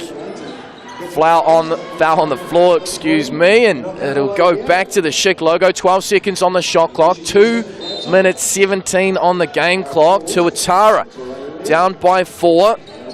They go with the 2 here. Starting to get to that point. It is. You can see just the tiredness. McIntosh is looking sore, like he's taking a lot of contact offensively and defensively. A small breather here as he goes to the Sky Sports stripe to shoot 1. This would make it a 3-point ball game, first to 21, of course. So the Rams are just 4 away. A couple of buckets from beyond the arc, and they'll book their ticket in the Schick Cup semi-finals against the Mid-City Magic as McIntosh misses that one. Back with the Rams as Cook Green looks to get cooking. Can't finish at the cup. Back with the Tuatara. Less than 2 minutes to go on the game clock. Fitzgerald with Britt in his face. A little bit of a Euro. How do you like that? Can't finish though. Pinballs around. Who wants it? Back with Liam Judd and 12 seconds on the clock. Quick shot. Rainbow 2. Can't get it to go. Intensity is ramped up all of a sudden. And that was so smart by Joe Cook Green to let Judd grab it in a compromised position on the ground and then just try and tom up and then realise, actually, I could just rip the ball out. Does just that. Rams 4 points away now. 1:29 to go. And you're starting to see the tiredness, like just the slow getting to our spots after a whistle. Beattie lets it fly from beyond the arc. The Rosemary College High School product. Can't get that one to drop. Back with the Rams, and Tonge likes the matchup on Beattie. Gets to work down low, and Beattie gets caught with his hands in the cookie jar. And that'll be 2 at the Sky Sports stripe. 8th team foul on the Tuatara. Yeah, so that was the one we said, what should you be going over in the timeout? Avoiding fouling. So I guess they didn't talk about that, or it's so long ago now in relative terms of 3x3, maybe you just forgot about it, but sending Tonge to the line to shoot 2. Misses the first, so maybe it was the right decision. Hasn't been costly thus far for the Tuatara. Again, a full lineup at the foul line. The Rams need to be aware of the perimeter shooting of the Tuatara as Tonge gets the friendly roll. Beattie with it. Kicks it to Fitzgerald. Rams lead by 5. Couple of buckets away from wrapping this one up. And they have it with Cook Green. Tonge has it at the elbow. Gets to work. Kicks it to Smith. Wrapped up there. And that'll be tied ball. Good work from the Tuatara. Not committing the foul and getting possession. Yeah, it was smart play by Fitzgerald here. You see him recognising there's hardly any time on the shot clock, so Smith can't even make a pass out to his player if he leaves them. And just forcing the tie ball there. A minute to go though, well, under a minute now. 5 points the difference. It's a tough ask the way that the Rams have been defending the 2-point arc today. McIntosh, Beattie and Fitzgerald on the floor for the Tuatara. A pick and roll action. Fitzgerald with the easy one, but the Tuatara are going to need more than that. 4 points away they are as Cook Green finds Tonge down low. The Rams now just a bucket away. McIntosh needs to get something going. Great hands by Tonge and hustle from Britt. Cook Green could ice it here. Can't get it to go. Big time rebound. Tonge puts Beattie in a spin cycle, but what a recovery from the young fella. I thought he was burned there. Like, that's the Tonge signature play, and then a big time 2 as well. 3-point ball game. Sorry, James. 16 seconds to go. Tonge down low. Kicks it to Britt. This would do it. He puts a lid on this one. Canterbury Rams through to the Schick Cup semi-finals. What a thrilling encounter, though. 21 points to 16. Yeah, you just felt like the Rams had a little bit more. Once they got that lead, they just never let the Tuatara get closer than, I think, 3 points the rest of the way. They seem to have the answers and just the flexibility to change stuff however they wanted. Quick chat with Justin Nelson. He's got Joe Cook Green alongside.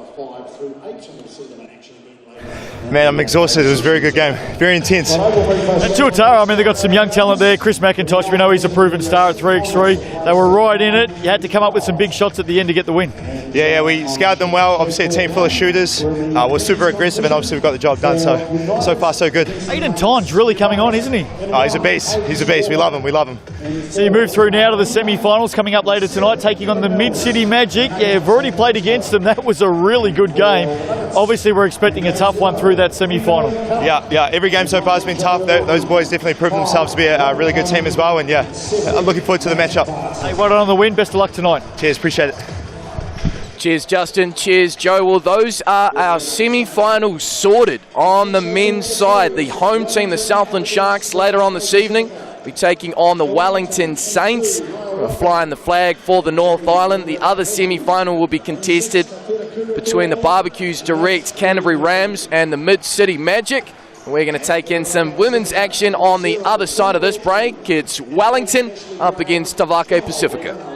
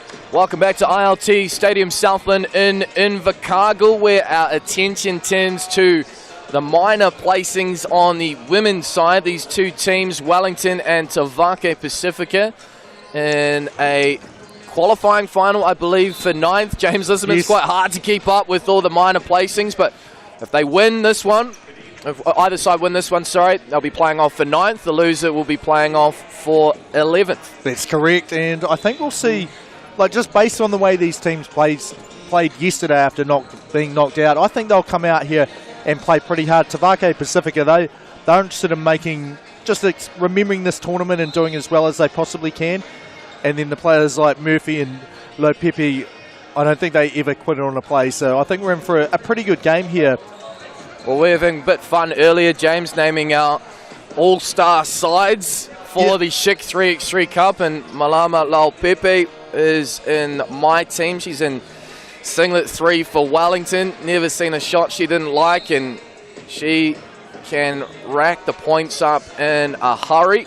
Wellington with possession from the top. Tavake Pacifica in the white.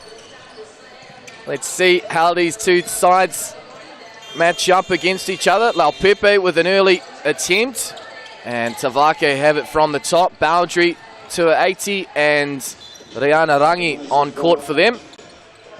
Early sub in for Wellington, Lou Murphy. There she comes in for Doyle, taking the first rest, and here's, I don't know if that was an official warning or just a reminder about how you need to pass the ball on the check. Good defensive work on that occasion. Maya Watling with the block, but then last touched off her hand.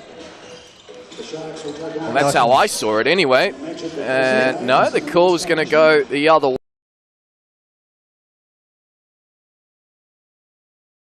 Some handles and speed as well, but Lopepe, she's the one which will generally be, when she shoots well, they win, is a great pass inside to a cutting Boundary. Tavake Pacifica first on the board in this one. Laupepe follows in her miss, and we have a tied ball game again, 1 apiece inside a minute. First to 21, of course, or whoever's in front after 10 minutes kicks it out, boundary, and they try and beat the shot clock. Tavake Pacifica through Graham. I think she got the shot off in time, but yeah, it is I think she did as well. But yeah, you're right. Like, you want to have those decisions a little bit quicker so you've got time to set your shot ready to go up and shoot normally instead of just rush it as quickly as you possibly can, like she had to there. Murphy launches the 2, no good. Graham picks up the rebound here, and Tavake Pacifica, good drive from Rangi. And Toa Iti there, the recipient of the pass here, and she'll be at the line ready to shoot one here. Yeah, it was a nice cut from Toa Iti. Contact by Singlet 6, I believe that is Tawhirakura Doyle. Misses from the Sky Sports stripe. There's Toa Iti. Just looking at the stats at the conclusion of day 3, so I don't have the up-to-date stats in front of me after the quarterfinal action this morning, but Malama Laupepe went into the 4th and final day here at the Schick Cup with the 3rd most points as Lou Murphy drains that one from beyond the arc, and Wellington back in front. Yeah, it was a big shot there and like key one for them, but this Tavake Pacifica team has impressed me. Like day 1, you thought, man, they're looking like it's pretty hard. Like every shot is hard, every defensive possession is hard, but they turned it around, had those nice 2 wins on day 2, and then have been playing better and better every day. It's every day it seems like. Bowdry gets caught for 3 seconds in the key. I saw it on the way up to the hotel room at Kelvin Hotel yesterday, and she's like, dude, I don't even know how I got these bruises on me. Yeah. It's been physical out there all 4 days, especially for the players who spend a bit of time down low. But she's been a key focal point for Tavake. She thought they had a clean lane there, but some quick hands from Laupepe. It'll stay with Tavake Pacifica, just 7 seconds on the shot clock. Yeah, I'm surprised the lack of people wearing like knee pads and arm and to a lesser degree elbow pads is, yeah, like there is a lot of contact here as we have a shot clock violation. Just those are the things that teams did clean up a lot, but I guess, you know, when you're not 100% keyed in, you just miss those things. Like, you've got to check how much is on the shot clock every time you're checking it up the top to make sure it is 12 or if it's something less than that. Wall-to-wall coverage of the Schick 3X Cup here on Sky Sport. 2 channels for this morning's session. If you did want to take in a bit of men's action, you can flick it over to Sky Sport 3. And we've got the Nuggets and Northland United, but Laupepe lets it fly from deep. And that's one of the ways that she can score points, which is why she's so high on the scoring ladder. But we've also seen her able to just drive inside and so strong, able to get her shoulders square and go up and finish through contact near the rim as well. So it's a 4-point ball game approaching the 3-minute mark in this one. Wellington up 6-2. There's Laupepe once more, finds Murphy, likes the matchup, just a little heavy. Doyle though with the rebound. Can't get that one to go. Back with Tavake Pacifica and Rihanna Rangi. Yeah, I just wonder, like, how much ice is the hotel going through for everyone to go home, rest, ice up and recover as much as they possibly can. There's a nice little finish inside there for Tavake is on to 3-6, and then the answer comes straight back from Laupepe, 7-3 now. Well, the ice and the power bill, because the heater, I can tell you, is getting a serious workout, and the washing machine might be the real MVP of the Schick 3X Cup, 3x3 Cup. I was tempted to take a video coming out of my room saying, look at this, everyone. The laundry, the washing machine, and the dryer aren't being used, as we see a big 2 shot there. Is, yeah, since day 1, they've been used basically 24/7 since then. Well, this is some hot shooting from Wellington and Tavake Pacifica, who are hanging about, but Wellington just one away from double digits. Little whistle in this one as well, just the 1 team foul on Wellington. Like to see the refs let these ladies get the shots up and play on at a fast and frenetic pace as Bowdry clears it out, gets it back. Kula Bowdry.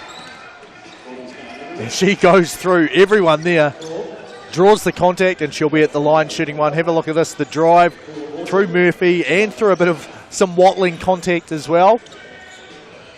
In case you're wondering, back home on the women's top half in terms of the semi-finals tonight, the FI out of Tauranga will be taking on the mainland. Pokai is Malama Laupepe, just nothing but nylon once more. Auckland Dream take on the Northern Kahu in the second semi-final. So on the women's side, we've got 3 North Island teams, 1 South Island team. On the men's side, 3 South Island teams, 1 North Island team. Well, let's go for the South Island, given where we live. But I'm sure there'll be a lot of Sharks supporters down here come 5 o'clock. As I think they play at the 5:25 slot, so there'll be quite a bit of orange in the stands as Laupepe says, I can hit this all day. If you give me any room, I'm going to let it fly. Don't get near her. You might catch fire. Malama Laupepe. We heat check moment there, but Wellington, 7-point lead, 5 minutes and change as we approach the midpoint of this one. Winner goes through to the 9th playoff, and that's last touch from Laupepe. And Ashley Graham saying, let's go, let's go. I love to see the intensity. You know, they're not switching off at all. They're not here just to, you know, fill the content for us broadcasters. They want to win this. As Rangi hits that one off the backboard, the GJ Gardner, the Holmes backboard, 2 points there, and that's a bucket that they desperately needed to try and get back in this game. Laupepe from the elbow, though, she is shooting the lights out here at ILT Stadium Southland. Tua Iti lets it fly. No good, and Laupepe with the rebound. Crossover. Tries to get through, but gets her hand picked from Riana Rangi, who has it now from deep. She tries her luck once more. Offline on that one. 4:29 on the game clock. 6-point ball game. Subs are in. Riana Rangi and Malama Laupepe take a seat. Well, you'll be happy to see Laupepe on the bench if you're a Tavake Pacifica fan, as she has just been drilling it anywhere on the court. She's been hitting shots, and that's helped Wellington get out to that 6-point lead. Long rebound from Doyle. Murphy with the cut. Can't get the roll, but strong rebound, Maya Watling. Block from Boundary. Great pressure there defensively. Tavake Pacifica, who have the rock. Yeah, Boundary doubled that up there. Good job stopping the first one and then a second one as the shot doesn't go in, but the rebound, the follow, not quite there. But a foul in the shooting motion on Ileana Tuaiti, and she'll take a trip to the Sky Sports stripe. Just under 4 minutes remaining in this one. Tavake Pacifica looking to cut the deficit to 5. Can't get it done. Front iron. Laupepe checks herself back in. Immediately fires from beyond the arc. Tuaiti. Nice wee mid-range. It is a 5-point ball game. Winner goes through to the 9th place playoff. Just love how Laupepe creates that space for herself on the taller player. Well, the other mini bonus you get is a little bit more of a rest. If you lose this game, you have to play sooner than if you win this game. You should go let them know, just in case they're unaware, because I think that'll ramp things up. As Rangi here takes the contact, you see that. Like, I was thinking when you were talking about lack of fouls at the start, part of it may have been the team's just been like, yeah, you know, I'm pretty sore. How about we'd be nice to each other here, but as the time's going down, it is starting to ramp up a bit. Laupepe, that looks online, just short. Boundary with the rebound. 5-point ball game it remains as Boundary cuts. But good work there from Watling and Laupepe. A shimmy from Malama. Kicks it to Lou Murphy. Can't get that one to roll. Here's Riana Rangi. And that one, long rebound for Graham, the lefty from the corner. And that one goes down.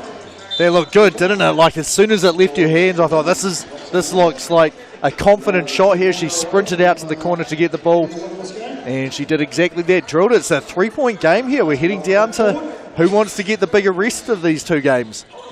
And Tavake Pacifica possession on the Wellington clear out. They concede a turnover to E.T. Graham and Rangi. The guards as Riana Rangi just blows by Doyle. 2-point ball game all of a sudden, and then great hands, Riana Rangi. Tavake Pacifica just a bucket away from tying this one. Yeah, she just knocked that out from behind and directly to her teammate, and then ball back. So momentum starting to shift a little bit towards Tavake Pacifica, and you can see the fouls here up to 5 now for the team in gold. they're going to have to worry about that because only one more foul to give before Pacifica can start just really adding points on in a hurry if they get any sort of foul. And that's, I think, the reason for the team timeout. Wellington want to talk this one over. They were out to a 7-point lead at one point, now just cut to 2 and in a bit of foul trouble. I think this one's going right down to the wire. Kat Jones got me to predict a winner in a Tavake Pacifica game last night. I went with Pacifica. They got the job done, and I feel like you said, they've got the momentum all of a sudden here. Wellington, they need a big-time bucket, and I feel like they need to go back to what was working so well for them, which is just give Malama Laupepe the ball and see what she can do with it. And great turnaround here. The shot well defended in the end.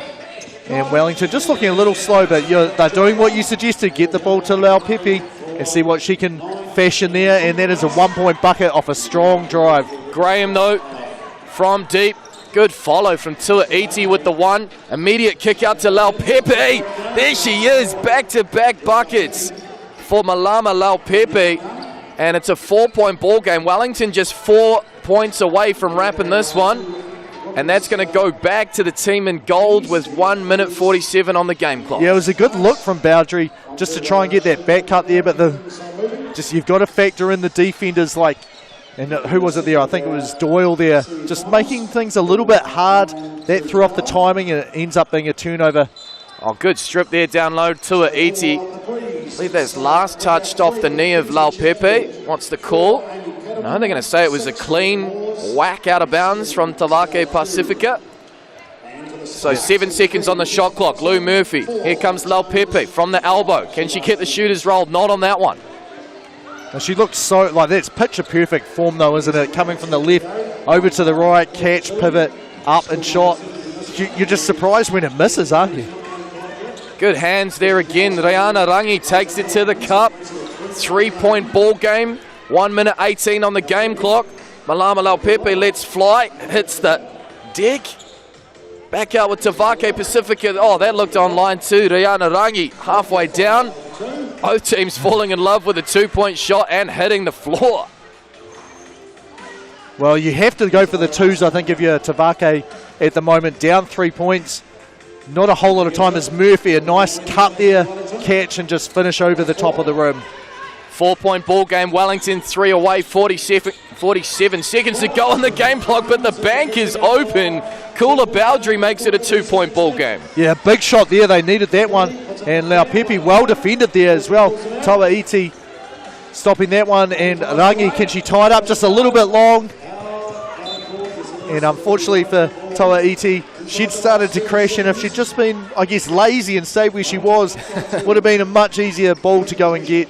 29.1 seconds, so they've got to get a stop. They've got a chance to score after that. And then a stop again against the Wellington team. Laupepe with it, the focal point of Wellington's offense. Puts a spin on, left. Finish with the left, but can't get it to go. Looks like a foul on the floor. You know, I think the foul was on White, if my lip reading is okay. And that's what's gone up. So Wellington will have the ball 19 seconds on the clock. So expect them to use most of the 12 seconds here. Maybe even say, look, if we take a shot clock violation, it's okay. We're up 2 points. Like, it's not ideal, but it's not the end of the world. Because then it's a check ball. We get to make sure our defensive set is exactly how we want it to be. Knowing we can give up a 1, that doesn't matter. It's a 2, which is the killer here with Tavake down 18 to 16. 19 seconds on the game clock. 2-point ball game. Could we have overtime for the first time on the 4th and final day of the Schick Cup? Laupepe will have other ideas. She's got Rihanna Rangi in front of her. Good screen there from Watling. Doesn't get the roll, Laupepe, but strong rebound, Watling. That might do it for Wellington. Just got to hold on here and not concede possession. Malama Laupepe will put it up and put an exclamation point on this one. Wellington through to the playoff for 9th in the women's side. Final score, 19 points to 16. We're a little bit behind schedule with these long ones here on Court 2. So we are going to take a short break here on Sky Sport on the other side. It's another playoff to go through to the battle for 9th, and it's the Taranaki Airs and the West Coast Rapids.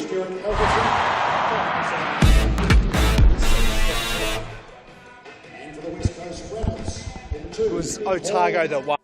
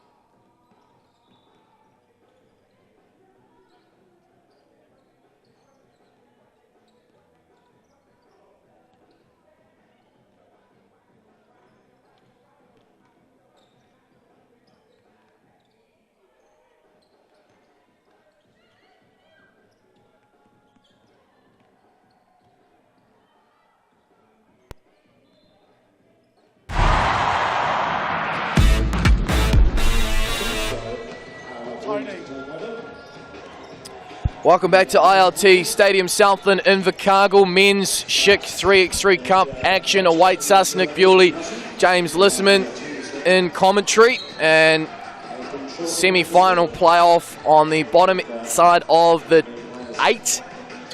The winner goes through to playoff for 9th. The loser will play off for 11th. Two really impressive sides, and I'll tell you what, James, I feel for the Airs because they were exceptional in pool play. I think they dropped just the 2 games. They even beat the Canterbury Rams, who are through to the semi-finals on the fully fledged draw, the top half.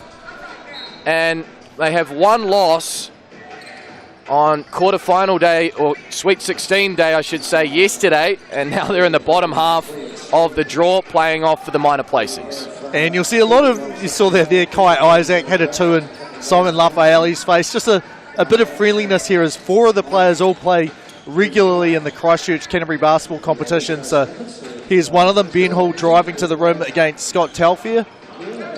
Gets his own rebound, Hall. Good read there, Lafaeli. And Telfair eventually with the recovery from the Airs. Rapids with an early 2-0 lead. Telfair has been so impressive from beyond the arc, tied ball game. Just trying to find the stats in front of me from day 3. Yes, Scotty Telfair is the 3rd top point scorer heading into the 4th and final day of the Schick 3x3 Cup.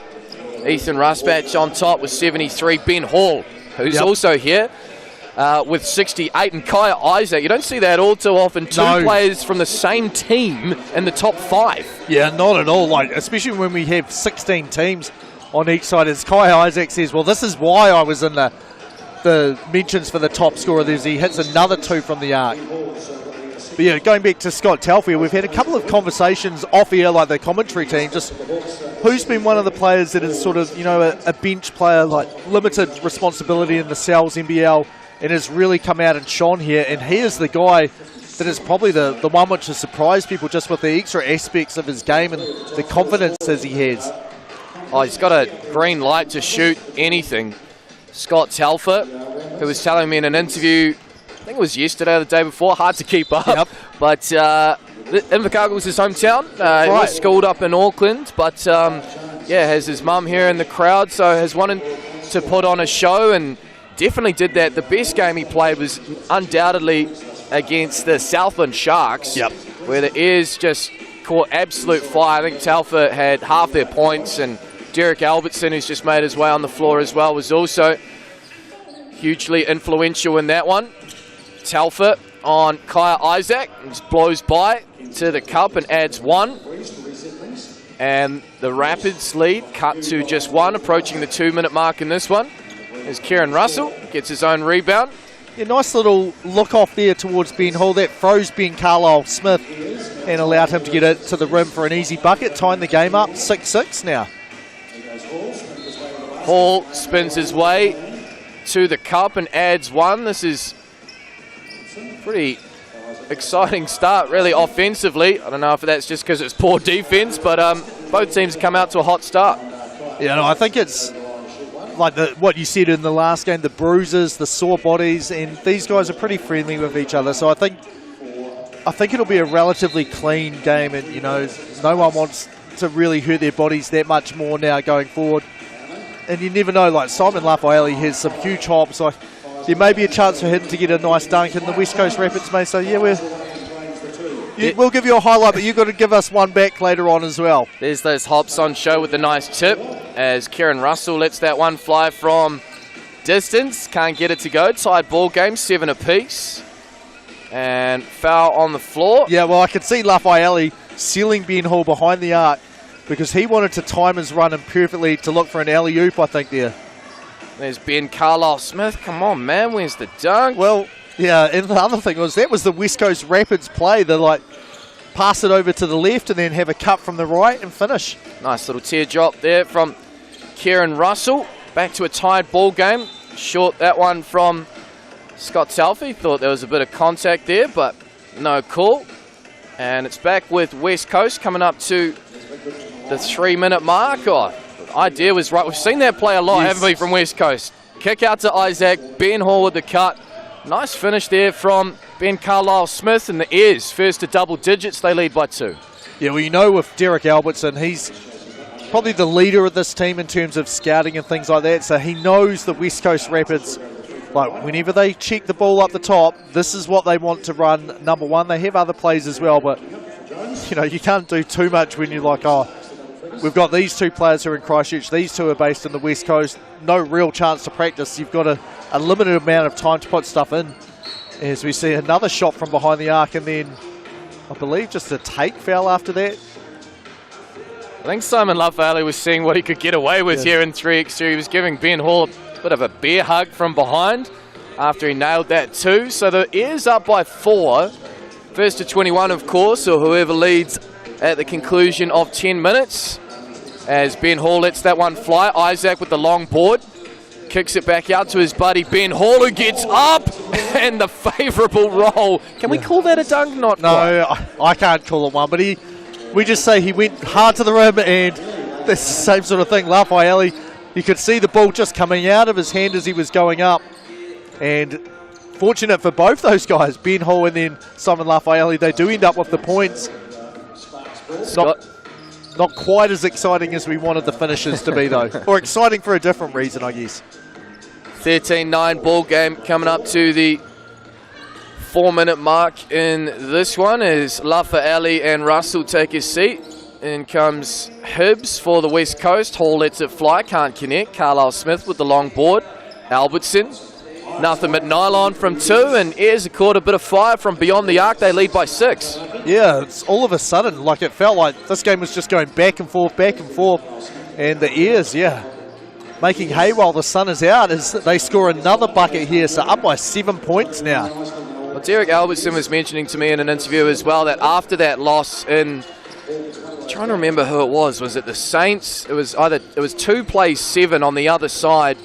Might have been the Giants, in fact, who just caught fire despite their pool play results as Ben Hall can't get that dunk to go. But he felt like they still have a point to prove. They have something to play for, having been so successful in pool play with 5 wins from 7 as Albertson can't connect on that one from the left corner. Yeah, I think it was the Saints was their playoff game. That was so you were bang on the money there, hey, we finished second in the pool, that's awesome. And then what's your reward? Oh, unfortunately, you're playing a team which Dane had Samuel, a terrible day Hilu, and the Wellington Saints, who have since caught fire, So, I know you're following the FIBA 3x3 things, but it would have just added another layer of intrigue if you said, right, the number 1 seed from each pool, you pick who you want to play from the other pool first, and then 2 and 3 and so on like that. And would have just been maybe added a little bit more, hey, these guys picked us, they don't reckon we can win, and just see what happens there as the take foul is given. That basket won't count. It's just 3 away all of a sudden. Just gone over the 5-minute mark, 5:20 done in this one. I know the Jets finished a game on 22 in 5 minutes and 35 seconds. I believe that's the quickest game we've had of the Schick 3x3 Cup. They caught absolute fire against the Franklin Bulls in the qualifying game for the quarterfinals. As Telfer takes it to the cup. The Airs are just one away. Rapids going to need something rapidly and a bit more than just a one. Here's Scotty Telfer. Kicks it to Carlisle Smith. Telfer creates the space. Tough finish round the world. No, can't get the roll. We'll have more basketball. I was like, that's going to make it. No, that's going to miss. No, it's going to make. No, and it definitely missed. Isaac goes back to that corner where he was sniping them earlier in the game. And that basket won't count. That would have iced the game. And the ball will be up the top for Taranaki here. 20-16. Everyone's having a laugh at that one. I think everyone was ready to come off court, but nonetheless, we play on. Scott Telfer with possession for the Airs. Can't get the teardrop to go. Taps it back to Lafa Ali. New shot clock. And a turnover. West Coast, as they've shown all competition, just won't go away. Isaac drains it in Lafa Ali's face and then just shoves his right hand right into his mitt. And yeah, it was a bit of a laugh before, and that foul. You see the Rapids are like, yeah, we were happy to give up the game. But now that we've actually got a chance, we're going to lift up the intensity here. So still 1 point away for Taranaki, but the Rapids, if they can get another rapid 2 points, then we will get into sudden death territory. Telfer says, I'm ready for a break. Connects from the elbow, and Taranaki will play off for ninth. Yeah, up against Otago they'll be, so they get a little bit of a break. 2:05, around about an hour for them. The Rapids, though, theirs is a little bit sooner. They'll be up against Northland United at 1:45, so pretty short turnaround for them, but then they get to put their feet up and relax after that. More West Coast Rapids basketball coming your way on the other side of this break on Sky Sport. It's the women taking on the Northland Phoenix.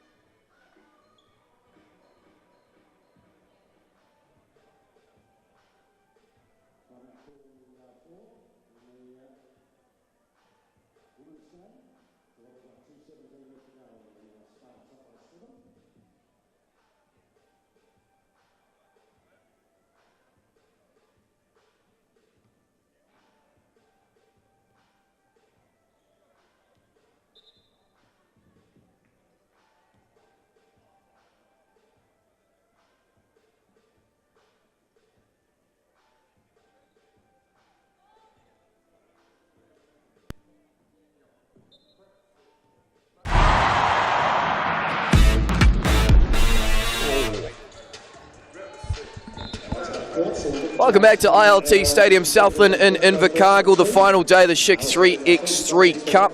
About to take in some women's action.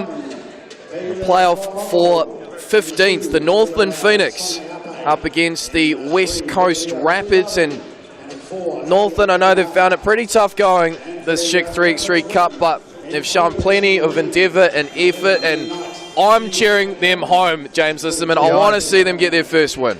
I've got to be the same. Like, I know a couple, well, actually, I know all the players in the West Coast Rapids, but you want every team to go out feeling like they've had some success in the tournament. So that's who I think everyone will be hoping that that Phoenix have a great showing here. And a real shame for Northland too. They are down to just the 3 players. I saw one of their players on crutches entering the ILT Stadium Southland a little bit earlier. Yeah, Tui Lave. Unfortunately, who is by far their biggest player. I think one of the nieces, Stephen Adams' nieces, Valerie Adams' nieces. So a big loss for their team, and I guess that makes it even harder. Here she is, though, running out onto the court, so we'll keep an eye. It looks like she is going to play, I think. So I think it's Fa'alongo who's had the injury, and she's just over on the Sky Sport barrier. Can't see on the wide shot at the moment. She's about to put a thermal on. She was the one I've seen earlier, Fa'alongo hobbling about, and even though she's suited up, at least she's going to play, well, I want to say 3 and no D, but it'll be 2 and no D. Yep. It's going to be pretty tough going. I don't think she'll suit up, so it'll just be Leo Songe Ape, Elliot Hieremaya, and Vitolia Tuilave for West Coast. Kate Herman, Millie Knight, Giovanna Lene, and Ashton Reen. And we've had a couple of West Coast Rapids women's games now, James, and we've just constantly mentioned the defensive presence of Giovanna Lene, and it's not always inside, is it? It's her closeout blocks, which have been sensational. Yeah, they are. And I mean, once you start to get an awareness of what the other teams like to do, maybe they won't be as effective as I think she surprised a lot of people just when they drive hard and think they're open, and all of a sudden she's just flying in from anywhere, just like trying to time it, and she's timed the block so many times so well. West Coast Rapids will start with the Rock. The last game for both teams at the Schick 3x3 Cup on the final day here at ILT Stadium Southland in Invercargill. Kate Herman likes a shot from beyond the arc, just a little short on that one. Nice rebound though from Reen. Tied up, is it? No, foul on the Phoenix. So it'll stay with West Coast Rapids. And here comes Giovanna Lene. Yeah, and we've seen that called so many times just as a tie ball there. But it does give a mini rest there, so Northland won't be too sad at the moment just to have breaks throughout the game whenever they can. As Lasonge Ape, the step back a little bit short. I just saw her look over to the bench and almost be like, oh, that's right, we don't have a sub to actually to use in the game. The sister of Drew Leo Songe Ape of the Southland Sharks, who will be in action on tonight's evening final session. The Southland Sharks through to the semi-finals at 5:25, but they'll be taking on the Wellington Saints. In the other men's semi-final, we have the Mid-City Magic and the Barbecues Direct Canterbury Rams. On the women's side, the Mid-North Phi and the Mainland Poakai, and the Auckland Dream and Northern Kahu. As Tuilave gets to work down low. Good work defensively there from Lene. Rapids with an early 1-0 advantage, and nice defensive read there again, Tuilave. And back with Northland. Yeah, it has a pretty good tempo this game. Like the speed that both teams are going at is impressive. For, you know, we're playing for 15th place, and one of the teams is down a quarter of their ability in terms of getting players on the floor. Is nice finish inside there, Ashlyn Reen under Tuilave, who's had a couple of blocks already in this game. Good follow in from Hieremaya. Last touch though by the Northland Phoenix. Ashlyn Reen, just 16 years of age, out of Rangiora, New Zealand under-17s representative. Another who came off secondary schools nationals just last week in Palmerston North. So, tell you what, there's going to be some tired legs, and we're in school holidays, of course, straight back into it next week on Monday. I think if you had a survey of, what is it, 128 players, I think, no, 132 players that we have, what did you want to do on, well, what did you do on Sunday? I think we'll see, I pretty much stayed in bed, or I sat on the couch and I watched stuff. A bit of stretching, a bit of icing, but I don't think there'll be very much physical activity which gets the heart rate up after this weekend, this week-long party for those watching basketball. Certainly been put through the ringer, a lot of these players. As we mentioned, Northland down to just the 3, so pretty tough going for them. Herman will look to do it herself. Bit of contact there, absorbs it, and a nice finish at the cup. Well, I think Tuilave even hit the ball then, so offensive foul. It will be a turnover here. That basket won't count. So somehow getting that shot in after glancing it off Tuilave's hands.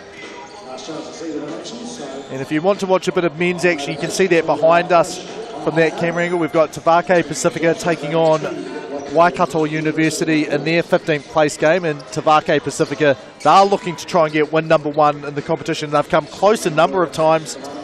Yeah, a couple of 21-19 defeats. Just their first time playing the 3x3 game for a lot of them. Nice roll there. Shooter's roll for the Northland Phoenix, who cut it to within 2, and I thought that was all ball. Alia Leosonge Ape with the foul, and Kate Herman to the Sky Sports stripe. Yeah, I just can't even tell looking at the replay. I'm like, yeah, she hit the ball, but when you swing your arm down like that, it's the referee's right there and they can see better than we can. So you know there's more physical contact allowed, but score is only 3-6 at the moment. Nice handles there behind the back.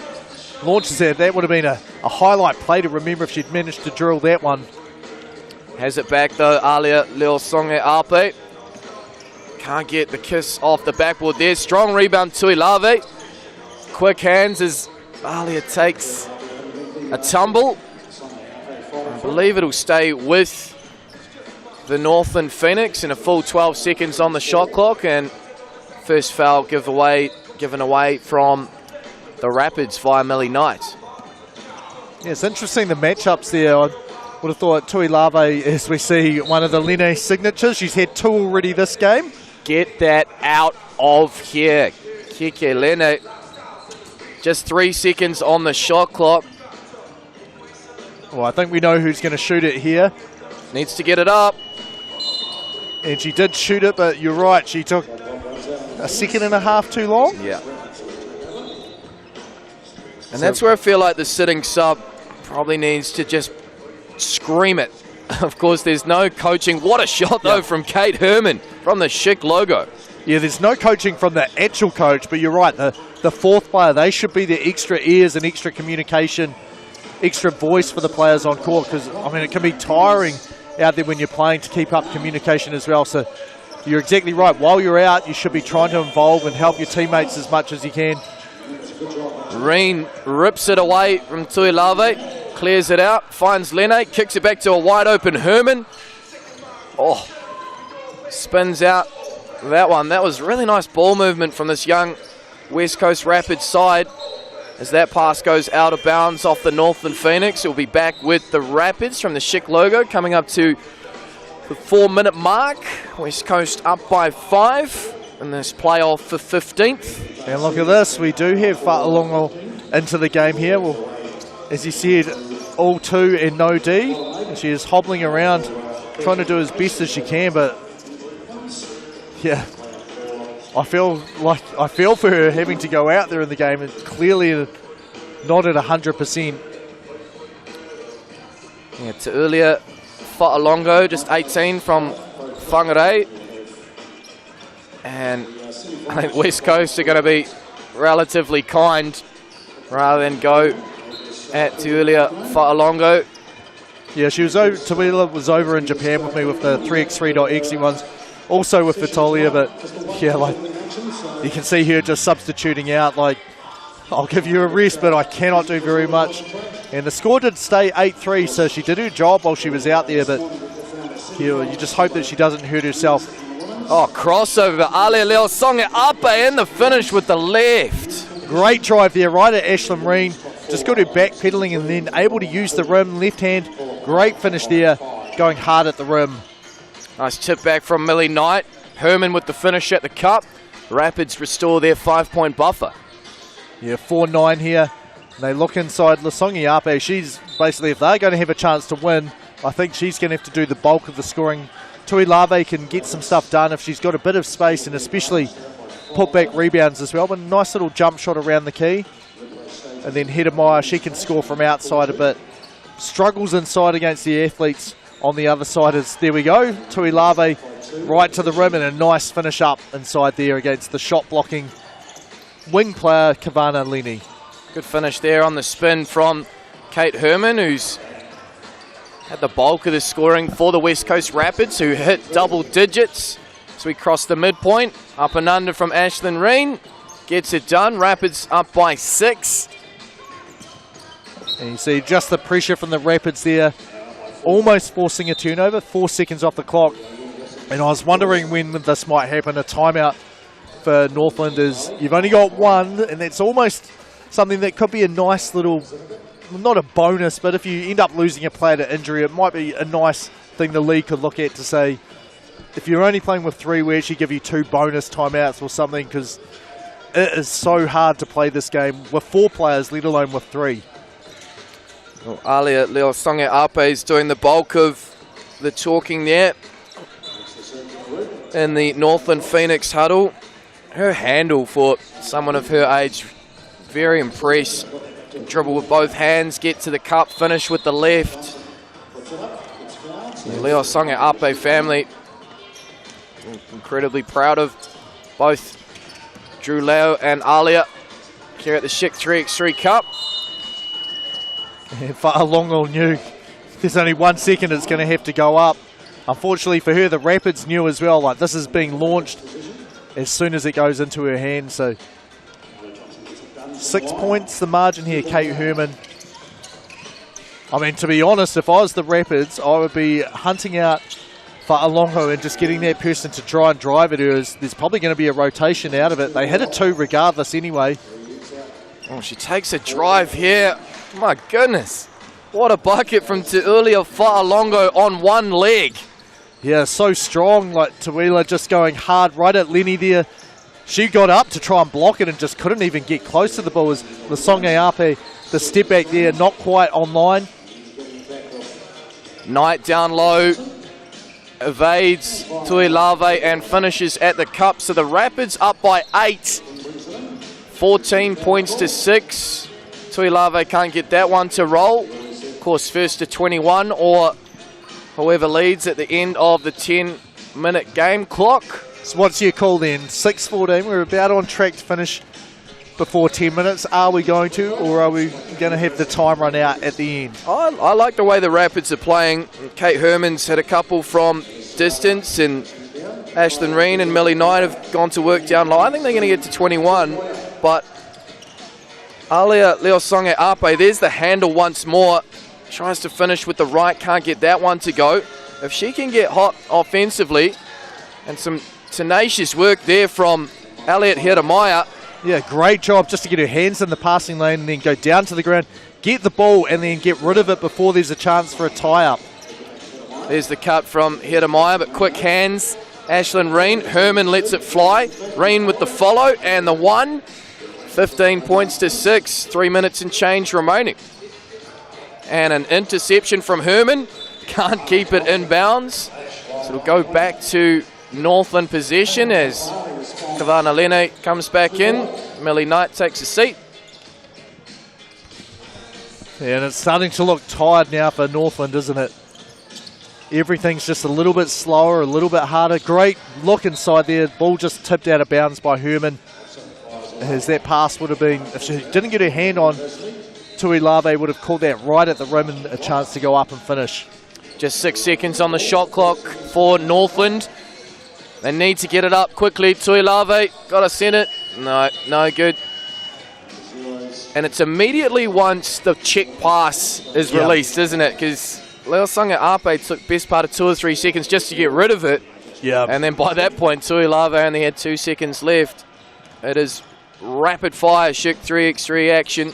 It is. It's not quite the release, but as soon as you catch it and have the ball, the shot clock starts. So that's why you see, as Herman drills a 2 there, that's why you see the 1 second on the clock, the check ball, that person will usually just sometimes be in their shot preparation stage, crouch down, ready to catch it and go up as soon as they possibly can. There's another block from Kavana Lene. Tu'ulia Fa'alongo back in the game again on one leg effectively. And another shot clock violation, unaware of time expiring. Northland Phoenix for a second occasion. 2:24 to go in this one, but the Rapids are just 2 big buckets away. Rain takes it to the cup, and they're just 3 points away now, West Coast. And they're going, good drive there, and great job from the Songi Ape, just to turn around instead of taking that head first, but not what you want to have happen. A team which is already compromised by injury, we getting someone else with another bang. Didn't catch that on camera, but went into the electronic advertising hoardings. Looks to be okay. Finishes from the Sky Sports stripe, but that could have been nasty for Alia Leosonge Ape, who has it from the corner now. That one looked online, but rims out. Back with West Coast to a 3 points away. Oh, nice cut, Millie Knight, and the finish with the left. And you said they were 2 big buckets away. They're 2 points away now. 1 big bucket if they want to go for that. as Tuilave struggles inside, and you can see just this has been a hard slog for her. She hasn't been out the entire game. Millie Knight takes it to the cup, can't get the roll. Back with Alia Leosonge Ape, will let that one fly, short on the attempt. So back with the West Coast, and here comes Kate Herman, who has found her range from distance, and a 2-pointer would wrap this one up. She might just pull the trigger from the Schick. No, little shimmy to the left, and gets it done. Well, maybe you should get involved in some coaching 3x3 basketball, Nick. There's been a number of plays where you've said, oh, I wonder if this might happen, and then a couple of seconds later, that exact thing has happened. So congratulations, West Coast Rapids. Relatively late entry into the competition. They finish off that one 21-7 and winners of 15th place here at the Schick 3x3 Cup. Both teams enjoying a laugh and some words at the end, because that is the conclusion of their campaigns. They can put their feet up and take in the rest of the action. We've got more action to come here on Court 2. You can flick over to Court 1, which is on Sky Sport 3 right now, and take in the finish of Waikato Uni and Tavake Pacifica on the men's side. You just see it out of the left corner there. But on the other side of this break, for myself, Nick Bewley and James Lisserman, we're taking in men's playoff for 13th. It's the Franklin Bulls and the Hawke's Bay Hawks.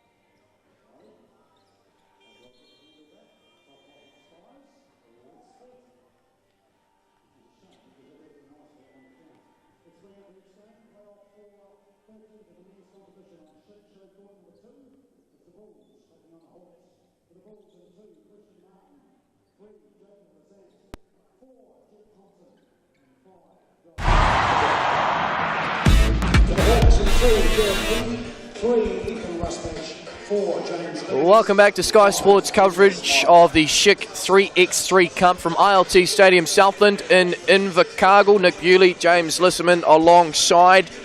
We're on Court 2, where we're about to see a playoff on the men's side for 13th. And I must say, early doors, James Lisserman, these were two teams that I thought were going to be on the top half, but such is the nature of 3x3 basketball that results can really go either way. I mean, we've got the likes of Jaden Bazan, Ethan Rusbatch on either side. Some classy players, but some results haven't gone their way and haven't been able to get this done from their end to compete for the title. Yeah, no, you're exactly right. The pedigree in both teams, they have a tremendous amount of talent, but you know, there's not many games where you look at it and say, actually, well, this team's going to be easy to beat. Everyone has the ways where they can win their games, and you've got to show up and be ready to play on the ones which are important. And unfortunately for these two teams, they came up against other teams which showed up and needed to play well. As you know, they both performed very well in their round of 16 games, but ultimately the teams they were playing against just a little bit better. Yeah, the Hawks gave the Canterbury Rams a serious scare. The Hawks finished bottom of their pool.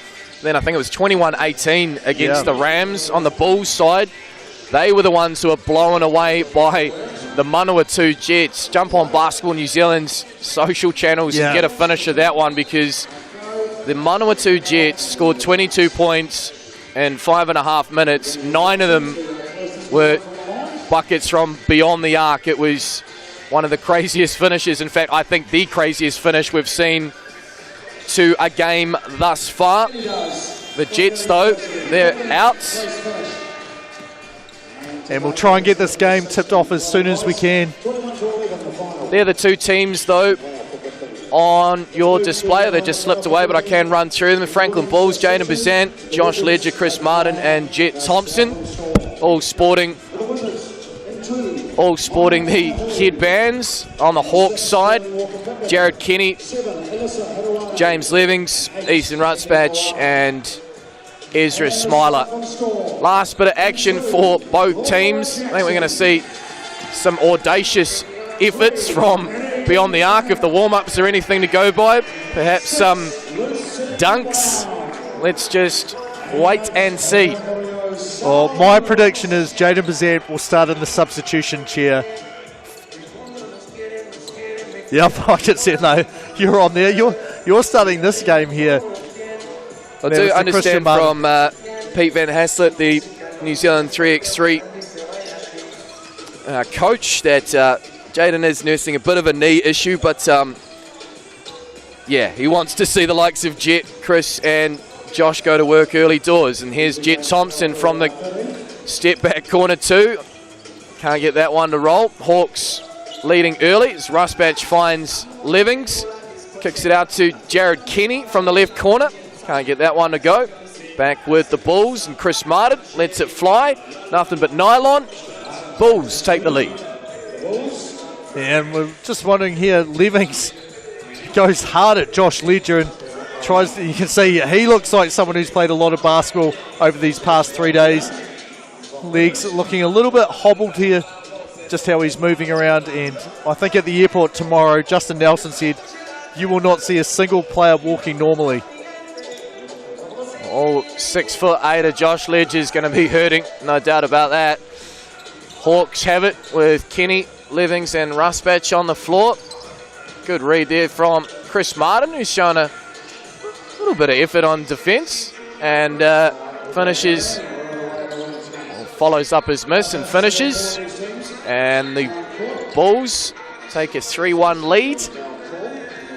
Kenny from beyond the arc. Can't get that one to go. Rebound Ledger, who I think is going to jack it too. Yes, he is. I see a lot of two-point shooting in this one. And Jaden Bazan, looks like him as Ezra Smiler on the seats, just saying this is pretty good, right? There's been no whistles, no chance for us to even get in there. It's quite good just watching our teammates go out, run around, jack some shots up.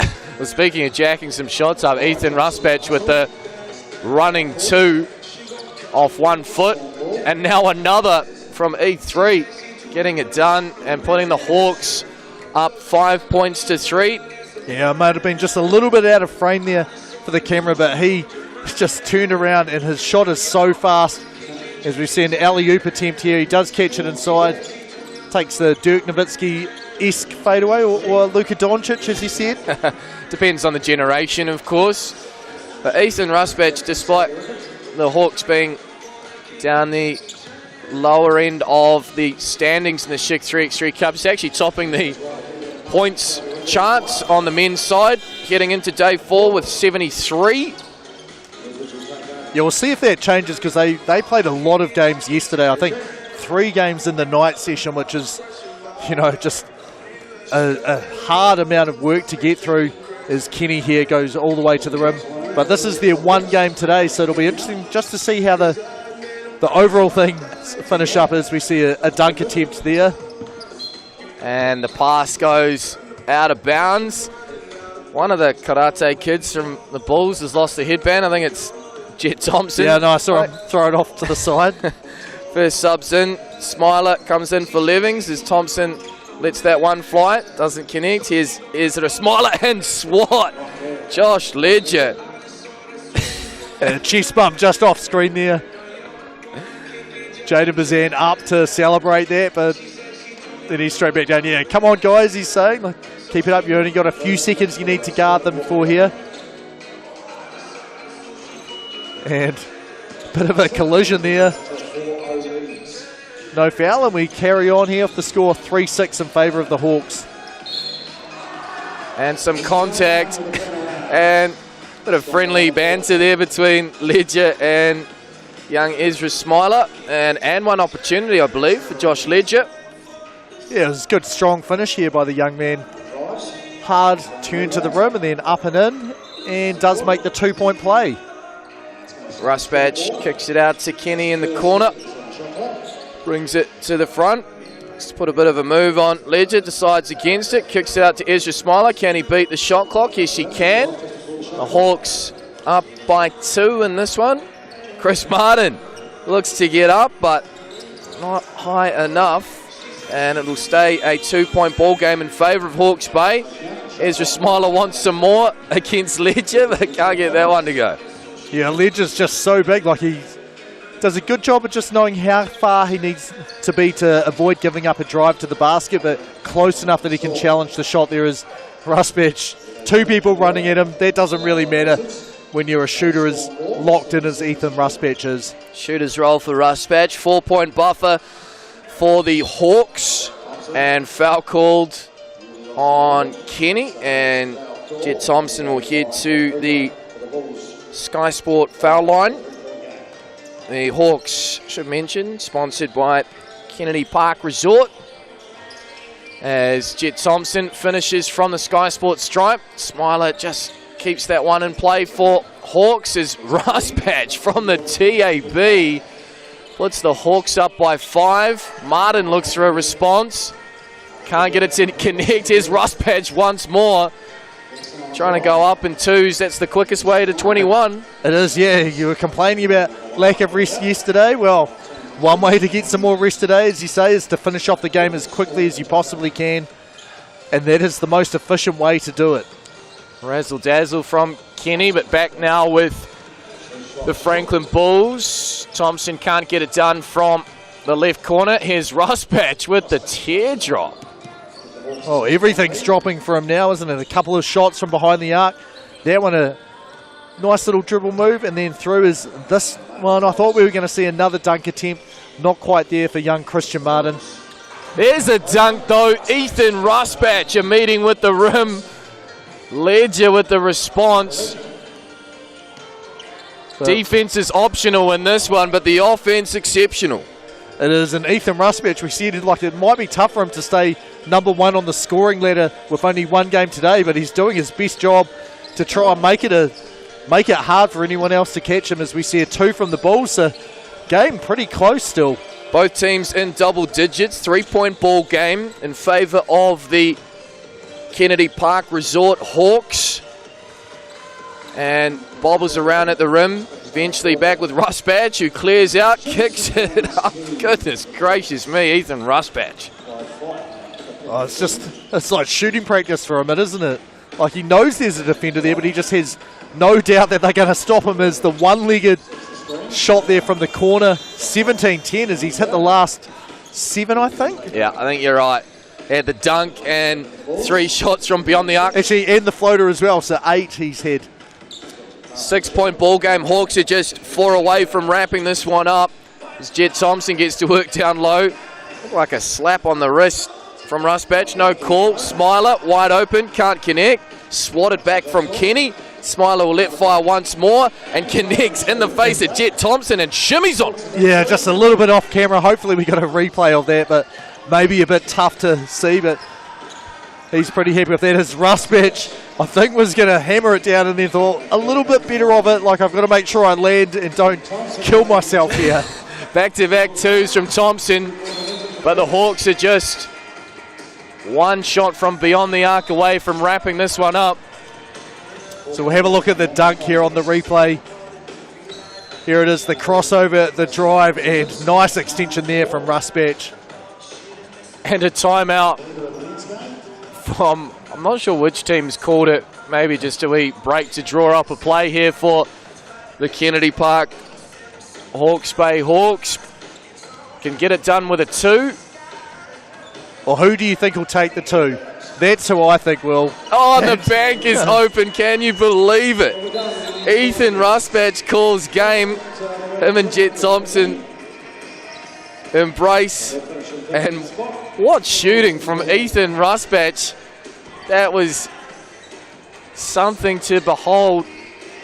And the Hawks, they finish the Schick 3x3 Cup in 13th position after the hot shooting there of Ethan Rusbatch. We're going to take a short break here on Sky Sport. And on the other side, some more action. Our final call here on Court 2. Myself, Nick Bewley, and James Lisserman. But we've got the women's playoff for 11th position.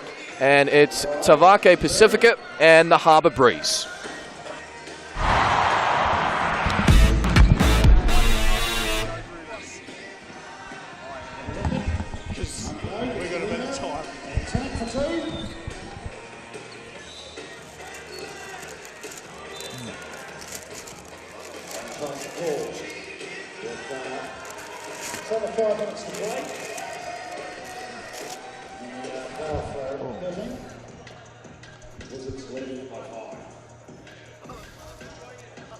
Coming up next year, our player for 11 and 12. We've got United up against the Rapids. And we've got a woman taking on the Breeze. It's where an interview would have been nice just to fill in the time.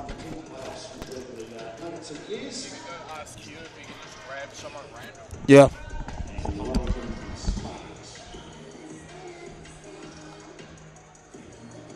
Close off proceedings today in the day session. What's that, sorry? Through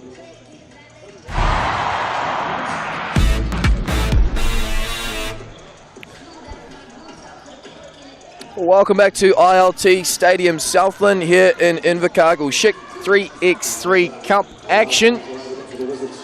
We're coming towards the end of the day session, the business end of the competition tonight. 5 o'clock the finals session begins, and it'll start on Court 1. Sky Sport 2 is the channel you want, channel 52. 5:05. It begins with the first of the women's semi-finals, the Mid-North Phi taking on the Mainland's Porkai. Then it's men's semi-final 1, the home team, the Southland Sharks, looking to go back-to-back, having won this competition back in 2020. They take on the Wellington Saints. Then it's women's semi-final 2, the Auckland Dream and the Northern Kahu. That's at 5:45, followed by the Mid-City Magic on the men's side, out of Dunedin, and an all-South Island affair against the Barbecues Direct Canterbury Rams. The women's grand final is at 8:25. The men's grand final at 5-9. You can catch that all on Sky Sports 2. But we have one final game, or when I say we, that's myself, Nick Bewley, and James Lisserman on Court 2.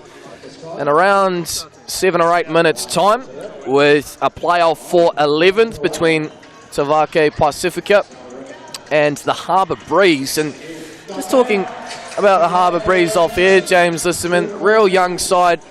All of the players, rather, part of that Westlake girls side that tasted success at secondary schools last week, and they've been good. They can shoot the lights out. They were really exceptional in pool play. Just had a tough matchup size-wise against the Southern Hoiho in the qualifying game for the quarterfinals, hence them dropping down to the bottom half. But this is a great experience for these ladies who, have a lot of basketball ahead of them.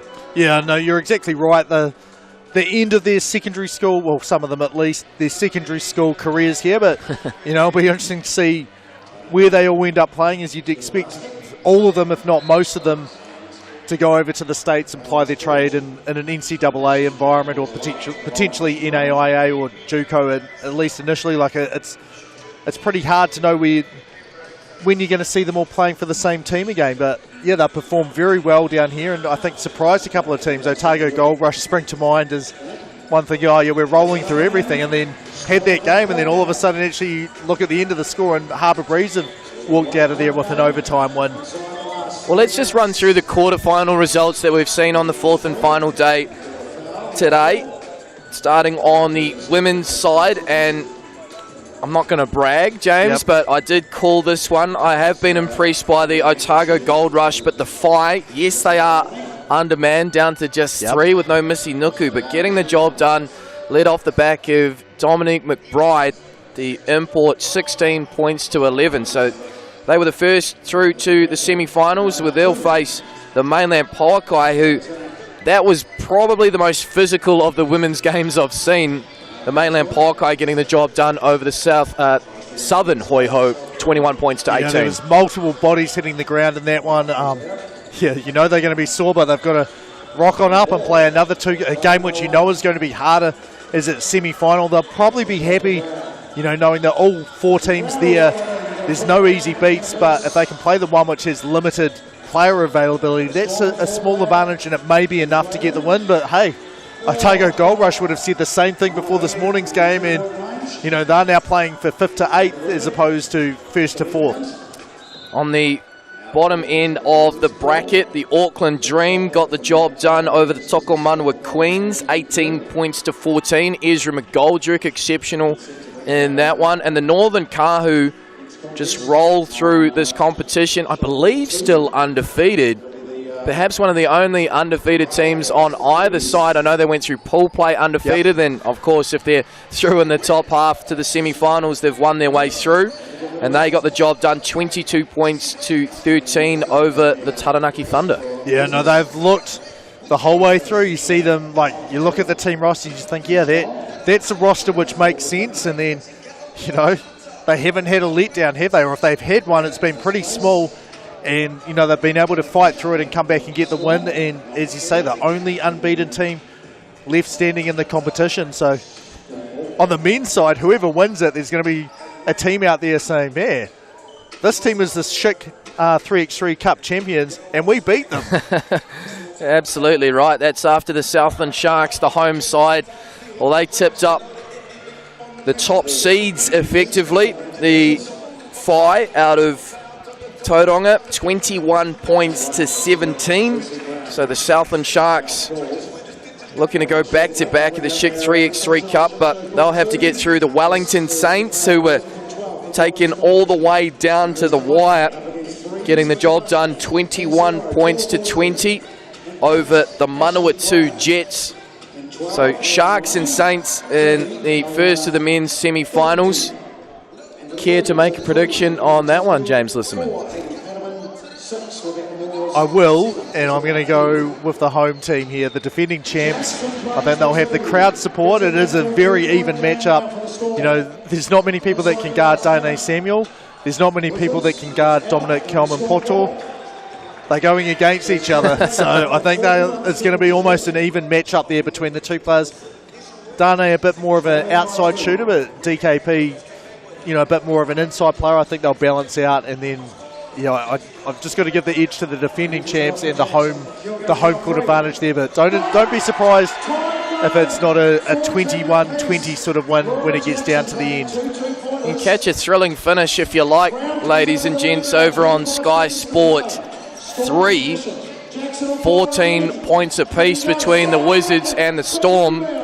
So we might have a bit of overtime there as we await this one for 11th between Tavake Pacifica and the Harbour Breeze. But just rounding out the men's quarterfinal action, we saw the Nelson Giants go down 21 points to 15 against the Mid-City Magic. The Mid-City Magic's through to the semi-finals, where they'll take on the Canterbury Rams after they beat the Auckland Tuatara. And a real tight tussle, 21 points to 16. And just thinking in the matchups there, the likes of Benji Freeman with the size, it'll be a battle of the bigs down low against Aiden Tonge, but a lot of shooting prowess.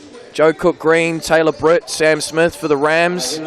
Josh Aitchison, I should mention too. So the Mid-City Magic will have a bit of a size advantage, and no doubt they would have seen the scout of the Rams and will be looking to make the most of that. Yeah, well, they'll be pretty familiar with the players as well. Like, Momo will say he plays there, so he'll say, oh yeah, this guy likes this, and this. So Benji Freeman also has played basketball in Canterbury until this year when he was away in Taranaki. So yeah, there's going to be a lot of familiarity on both sides. Both teams will know what the other players can do. So I guess we're about 30 seconds away from tip-off here. Tavake Pacifica in the white and the Harbour Breeze in their grey with maroon up the top.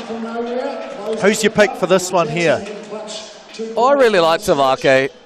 I like this young Harbour team, but I wonder on maybe slightly heavy legs, backing up secondary schools into this one.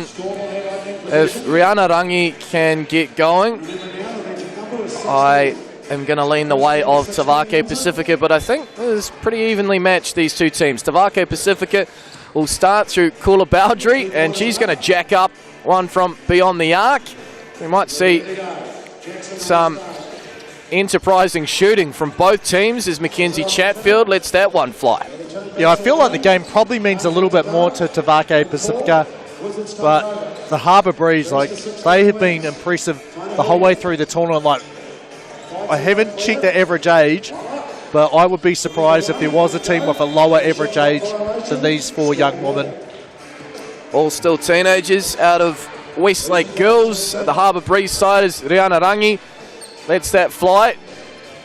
And I feel like 2-point shooting is compulsory. And just as I say that, though, easy drive to the cup from Mackenzie Chatfield opens the scoring for the Breeze. Yeah, nice little just show with the ball and then just flicked it around and in. As you can hear in the background there, a bit of a celebration. Is nice finish there to win a game winner in overtime. You'll have to go and watch the replay to see what happened there. The home team, the Southland Storm, giving those here in attendance at ILT Stadium Southland something to cheer about as the Harbour Breeze drive to the cup again through Mackenzie Chatfield, who has both points. Breeze up early in this one.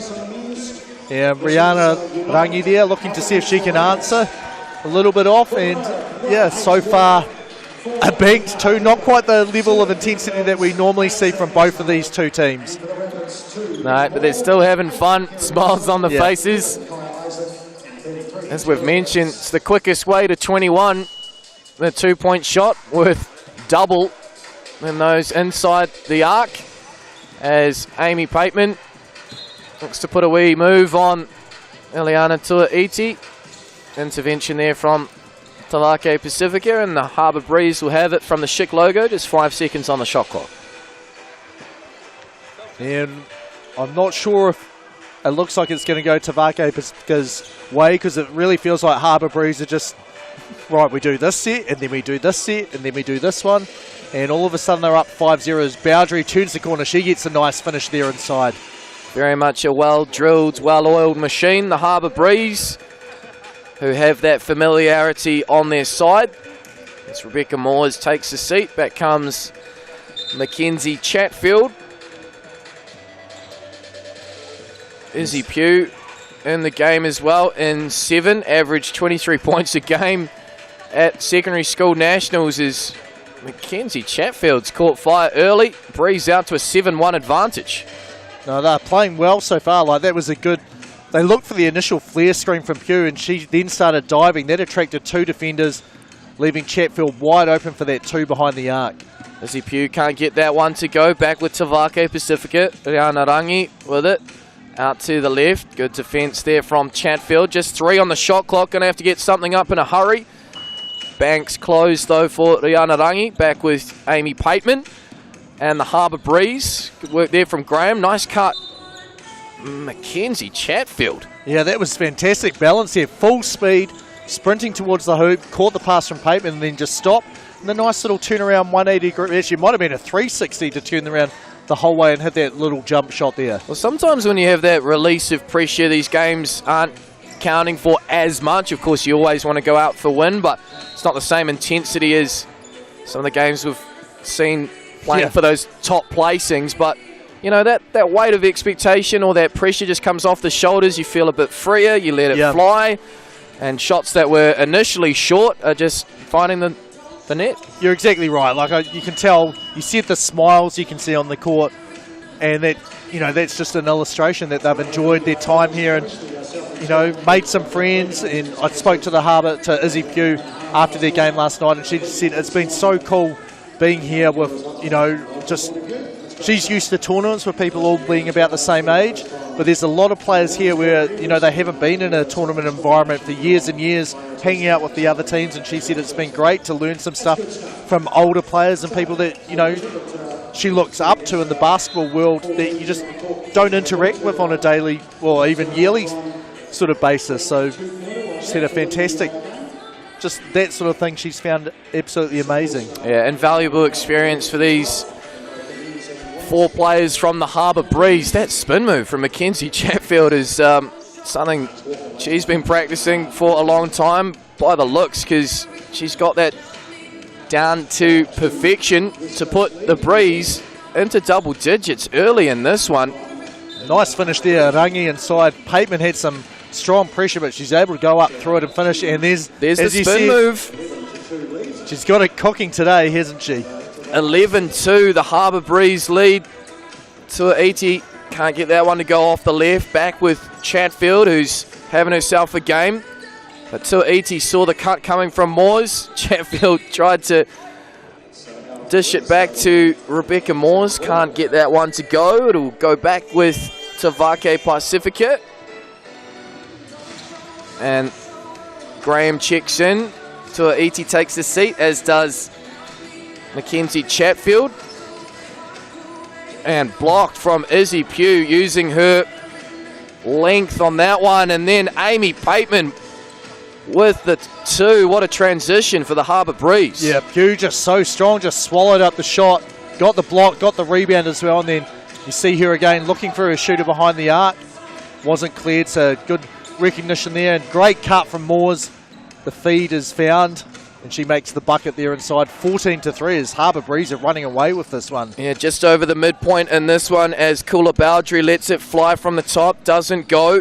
The Breeze are just 7 away from wrapping this one up, as Pugh in a pick and roll action eventually gets her hands back on it and adds 1.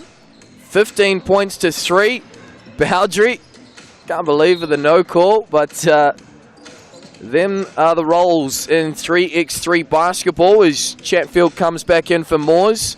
Graham takes a seat, and comes Tuaiti for Tavake Pacifica. The Harbour Breeze have been shooting the lights out in this one, and it's been primarily through that lady with the ball right now, Mackenzie Chatfield. Dishes it off to Pateman and Izzy Pugh from distance, front iron, but a long rebound. Pateman, she'll get her own miss. Passes it back into Pugh. Had an open lane there, but kicks it back to Chatfield. Spin move once more, and the shooters roll. Mackenzie Chatfield. She had a little bit of flair to that one there, just off the 1 foot this time.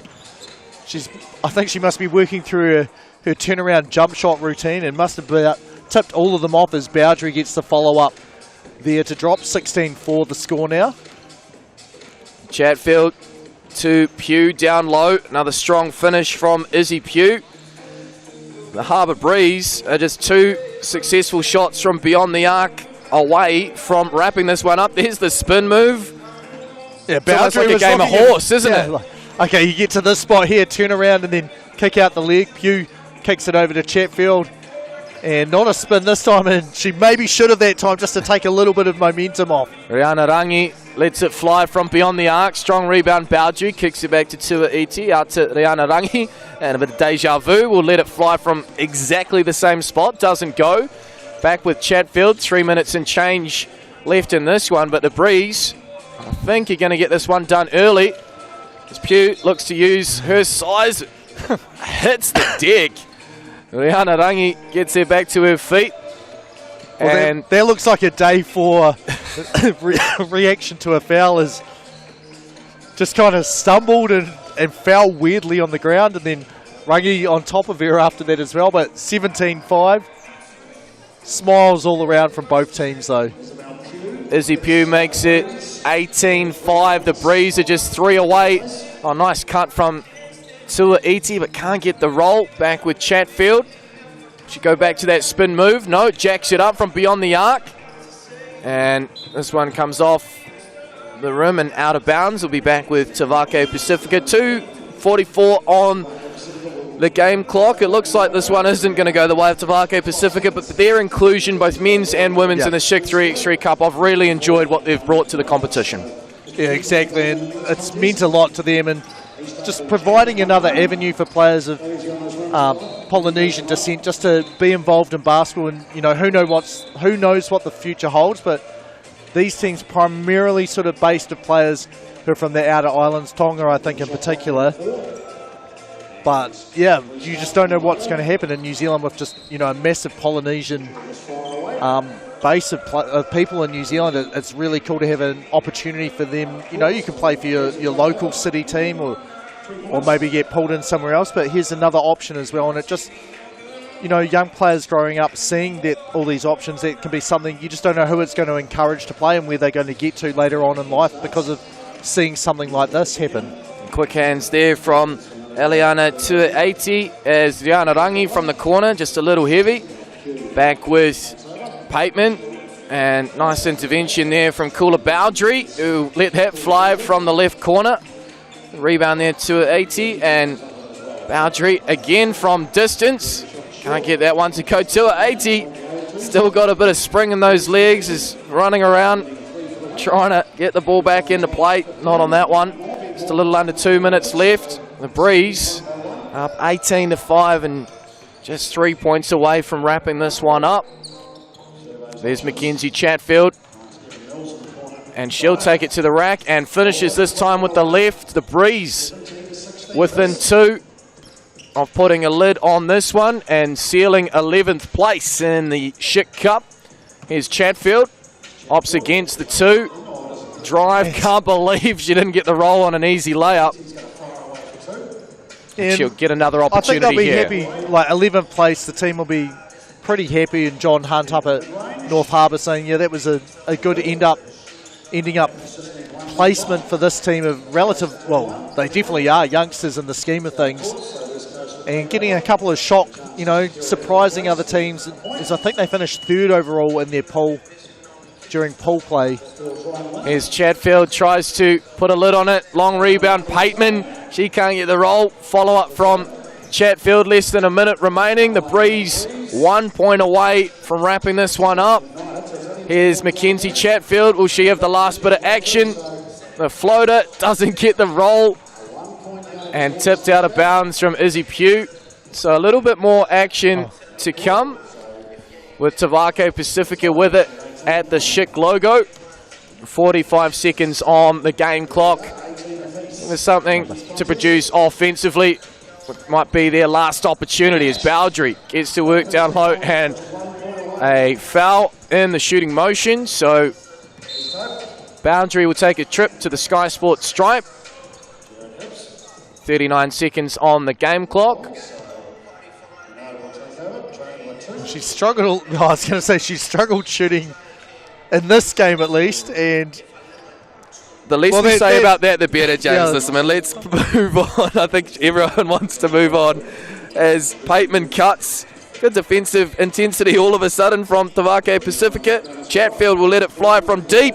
Can't get the roll. We play on. Tavake will have it once more. Riana Rangi finds Tuaiti. Immediately dishes it off. 4 seconds on the shot clock. Need to get something up, and that's a nice little jumper there, Eliana Tuaiti. Yeah, facing sideways, sort of just let it go. As Pateman says, well, I'll just let this one go, and hits the game winner there, 22-6 the final score. As you said, Harbour Breeze 11th place. Yeah, got to be happy with that. I mean, they were right in it in pool play. They could have very easily been in the top 8, but a couple of wins on this lower side of the table in the women's side, and they finish their Schick 3x3 Cup experience in 11th position. And we've got Kat Jones standing by with one of the Harbour Breeze players. Let's go to Kat now. She's got Amy Pateman. Hey Amy, what a game. Got the game winner. How do you feel after that? It feels pretty good. Finally play with everyone, get it over and done with. It was a good one though. So you've had a really huge season and a really big year. I know you've been playing under 17s over in Jordan and in Hungary, and you've just come off a successful AA Nats campaign. What's next for you? What are your plans for the future? I think my plans for the future are to try get another successful nationals next year, as well as try get in the cycle for the New Zealand team. And yeah. Awesome. And do you have any long-term plans? Are you hoping to get into, I know you've been doing some development work as a player for the Tauihi National League team, but are you hoping to kind of cement your place in there as well? I don't know. I don't think I was a development player, but it'd be cool. Yeah.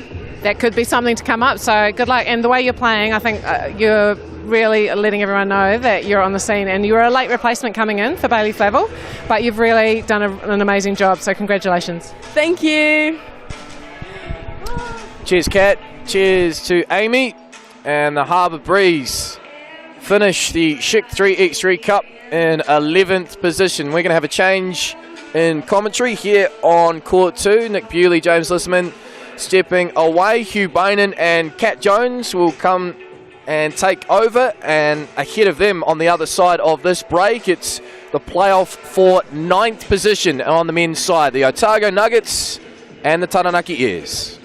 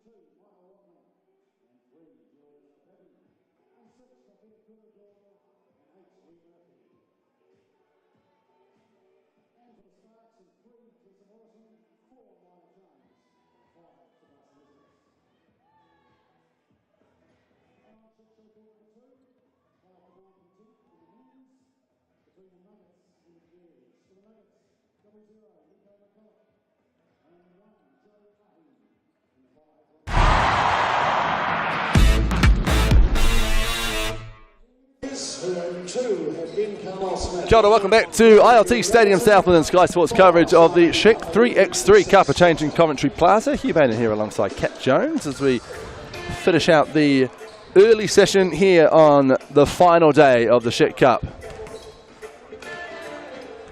There we are, looking great. Yeah, g'day. What do we got here? We got Nuggets and Airs. Yes, the Otago Nuggets taking on the Taranaki Airs. Taranaki in the gold and Nuggies in the predominantly blue uniforms. Matthew Barsi, Nico McCulloch, Robbie Coleman and Joe Ahi for the Nugs. Ben Carlisle-Smith, Simon Lafayette, Derek Alberson and Scotty Telfer for the Airs. Winner of this claims the position of 9th place. Excellent. Two teams who would have had their sights set on higher, especially with the talent in their teams and especially the way they performed on day one.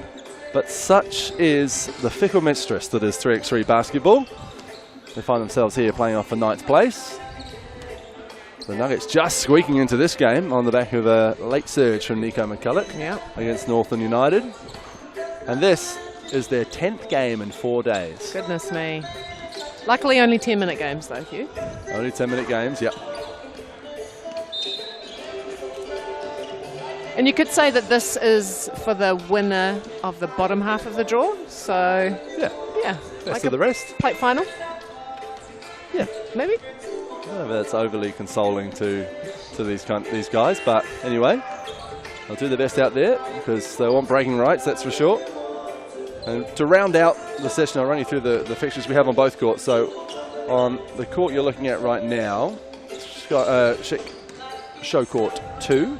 The Nuggets Airs followed by Gold Rush Hoiho for a 5th place semi-final, and then followed by the Giants against the Tuatara, another 5th place classification game.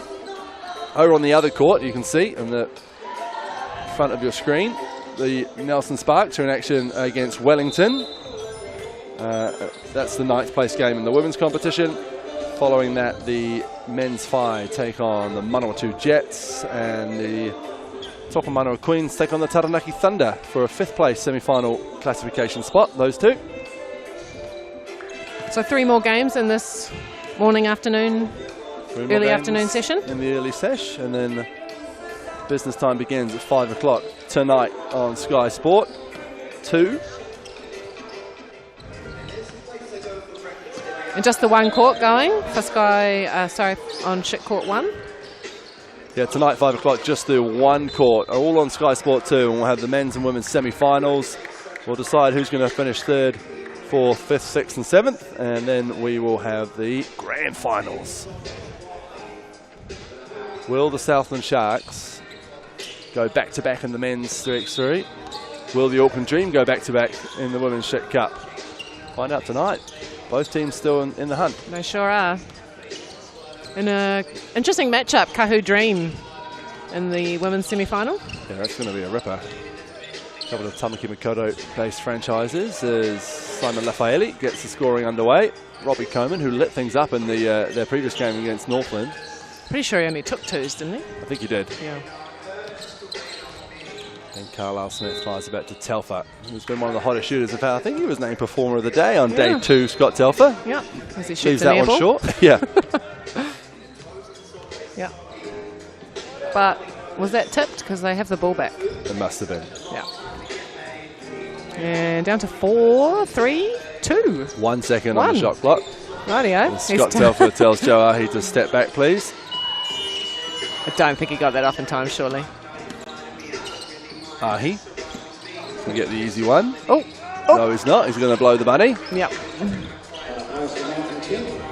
Lafayette, a deep 2 ball that doesn't go. Robbie Coleman gets the board. He's going to shoot that. Why not? Contested 2 ball. These teams are going to have a shootout, I think. Telfer likes a deep 2. Telfer is the town of his birth. Born in Invercargill, moved to Auckland at the age of 2. It's Scott Telfer. Still has lots of family down here. Barnsley's 2 is off. There's Carlisle Smith probing. Shot clock down to 5. So the Nuggets yet to get on the scoreboard. Can Robbie Coleman change that? He sure can. He tests the 2 ball from the corner. Here we go. Lafayette from the Schick logo. Oh. Telfer just about stopped that from going out of bounds.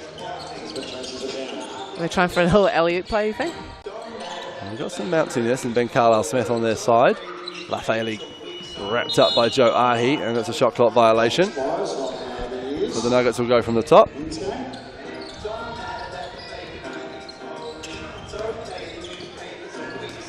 My attention's just a little bit distracted at the moment. Barnsley can't get the finish to go. Carlisle Smith fires it back to Telfer. Thought about the 2. Gets the pump fake and finishes nicely. So here comes Bardsley. Coleman dared to shoot by Scott Telfer. Bardsley gets the offensive board. Oh, thrown out of bounds by Telfer. So Nuggets ball from the top. Oh, there we go.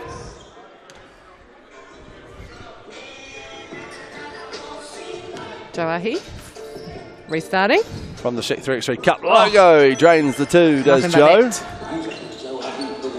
There's Carlisle Smith. Going to work. Step back from the wing, left it short. Coleman may have got a tip on that. Long arms of Robbie Coleman. There's Bardsley now down the lane. Here he goes flies again. it over to Lafayette. Sorry, I should say to Robbie Coleman. Oh! Tells them about it. Scream of delight from Coleman after he makes the 2 ball. And a steal by Telfer. Down the lane for Telfer. Coleman gets the board over to Bardsley. Bardsley for 2. Doesn't go. 6-4, the Nuggets lead the Airs. Just under 3 minutes gone. As Lafayette, he thought about the dunk. Maybe just didn't get the elevation he thought he had. Changed his mind in the air. Bardsley with the easy 1-pointer putback. Carlisle Smith catch and shoot for the wing. And that doesn't go. Telfer scampers beyond the 2-point arc and rattles in a maximum. Good finish. And another one from Coleman. Robbie Coleman's found his shooting form once the Nuggets have been knocked out the comp. There's Telfer. Nice handles. And nice finish from Scott Telfer. Lower Lake Boys High in Auckland. Ticking it over. 9-7 the Nuggets lead. 2-point lead. Bardsley looking to double that lead. Not this time. Carlisle Smith looking to tie it all up. And he does. This time, 9 apiece. And Robbie Coleman is just going to launch some bombs in this game. It's just as he did in the last game. He's making more than he's missing. I think he likes the left corner. Or maybe, yeah. trying to sell the shooting foul was Big Robbie. Raffaele wanted a sub, and Derek Albertson will relieve him of duties. Timeout called. Has Derek Albertson been on? Not yet. No one has. They haven't had the first stoppage in the game, I think. Oh, no, second, but no subs in the first time. So 9 apiece. Over on the other court, the Sparks and Wellington, embroiled in a 9th place final. Oh, a combination timeout between these two teams. Yeah, here we go. What are we doing here?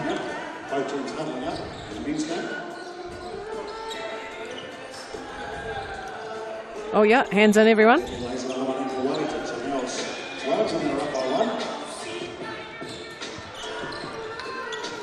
9 apiece between the Nugs and the Airs. And Albertson's still on the bench. Stays on the bench as And Derek McCulloch Albertson. as well. Has McCulloch been in the game yet? No, nursing a sore leg is Nico McCulloch. Right. Up he goes to Matt Bardsley for the alley-oop, and that there's from Telfer the- for the 2. Timeout, you think? ATO? Ahi for 2 from the corner. Is. Oh, big Carlisle Smith elevates through a one-handed jam. What a dunk. Bit of excitement for the crowd. Joe Ahi in the scoring. Picking up here, 14-10. And here we go Scotty again. Telfer's turn. No, just a lap. Maybe they've decided to let's finish this game as quickly as we can. Oh, Bardsley can't elevate for his one. Ahi lobs it up to no one. Surely he'll shoot. Coleman off the front iron, and there's Joe Ahi finishing it off eventually. It's funny how classification games, the women take it a lot more seriously than the men. Sure do. I think there's a lot of being too cool in the men's competition, and the women playing with pride for the names on their jerseys. Yeah. That might be about to change. You've got Hoyhor and Gold Rush coming up, Yeah, so absolutely. bit of friendly rivalry between the two Otago teams. Coleman makes another 2. Carl Smith fires it back to Telfer. As Ahi elevates from the corner. Can't get it to go. Carlisle Smith with the rebound. 16-12. Nuggets lead the Airs in this 9th place game. What's Carlisle Smith going to do? Coleman blocked off the dunking lane. And it's Telfer. Oh, down nice the lane. move. Nice finish over the top of the front of the rim. Coleman. Good looking Drains shot. Another one. Robbie Coleman. 19, just 2 points away for the Nuggets. Surely it's going to be Robbie Coleman, isn't it? He's shooting the lights out over the last couple of games. Or is it going to be Matt Bardsley? Nope, it's not. Away to the left, out of bounds it goes. Airs ball. 19-13. And I Just think under it's just going to be 4 to go. 3x3. No subs being used in this game. I think it is. A couple of tired legs on the bench as Telfer's 2 is off. Coleman with the board. Can Big Robbie finish it off? Step back, 2 ball, game over. Robbie Coleman finishes it off. The Nuggets beat the Airs. Top of the bottom half, 9th. And yeah, hugs all round for the lads.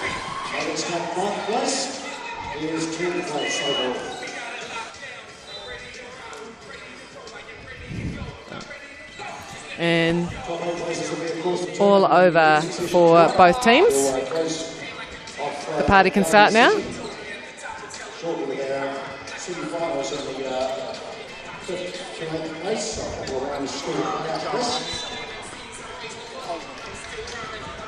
So a win for the Nugs over the Airs. So the Nuggets officially 9th place finishers in the men's competition. And the Airs 10th out of 16. I'm sure they both would have loved to have finished higher, but at this stage of the competition, happy to win the bottom half of the draw. And we can throw over to James Lisserman, who's with Robbie Coleman. I talked to Nico last night and he said, I'm going to try and get you guys a walk-off winner today. You must have heard the plan because it was you that got the game winner.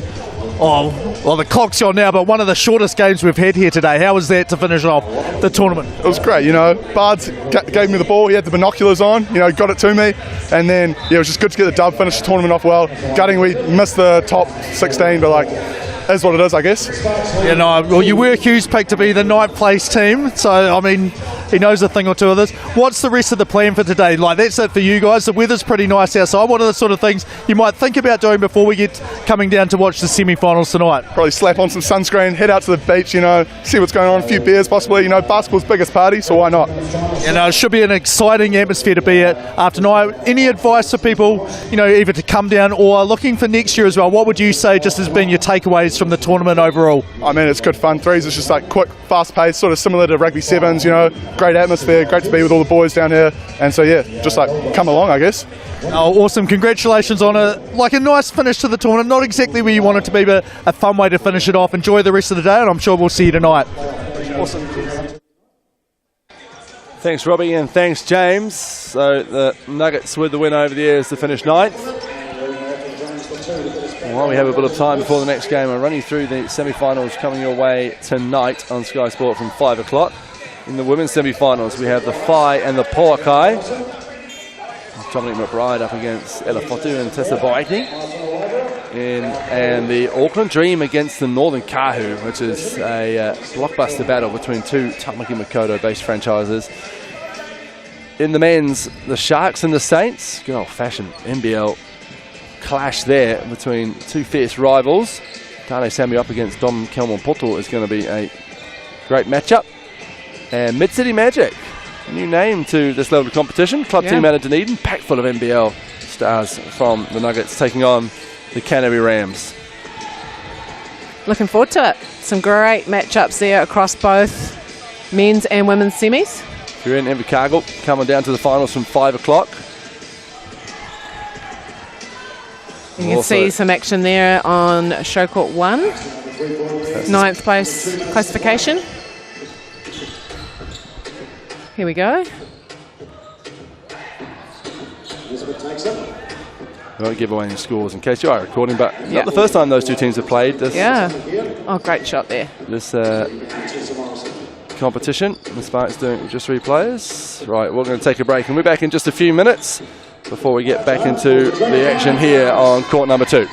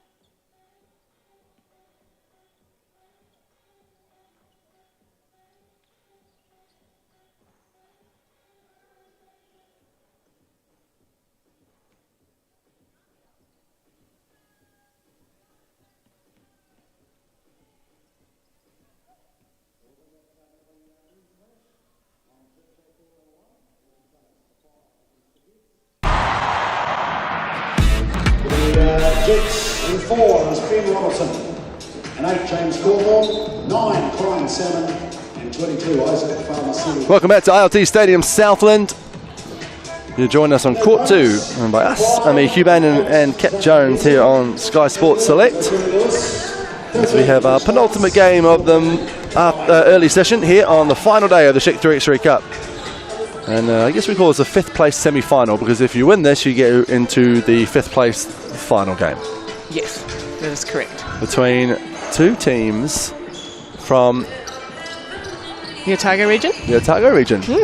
Well, one team from deep within the Otago region, the Otago Gold Rush. Yes. And one team that part of their remit is the Otago region, the Southern Hoi Ho. I guess they're technically from this region as well. Yeah, true. As they cover the whole of the south. There we go. Players will know each other very well. Makadesh, Olivia O'Neill, Hannah Beattie for the Gold Rush alongside Nicole Gleeson. There she is, middle of your screen. Has been one of the hottest shooters and scorers of the competition so far, the American. And for the Hoi Ho, Caitlin O'Connell, Tyler Mitchell and Jen O'Connell, led ably by Samara Gallagher for the Southern Hoi Ho.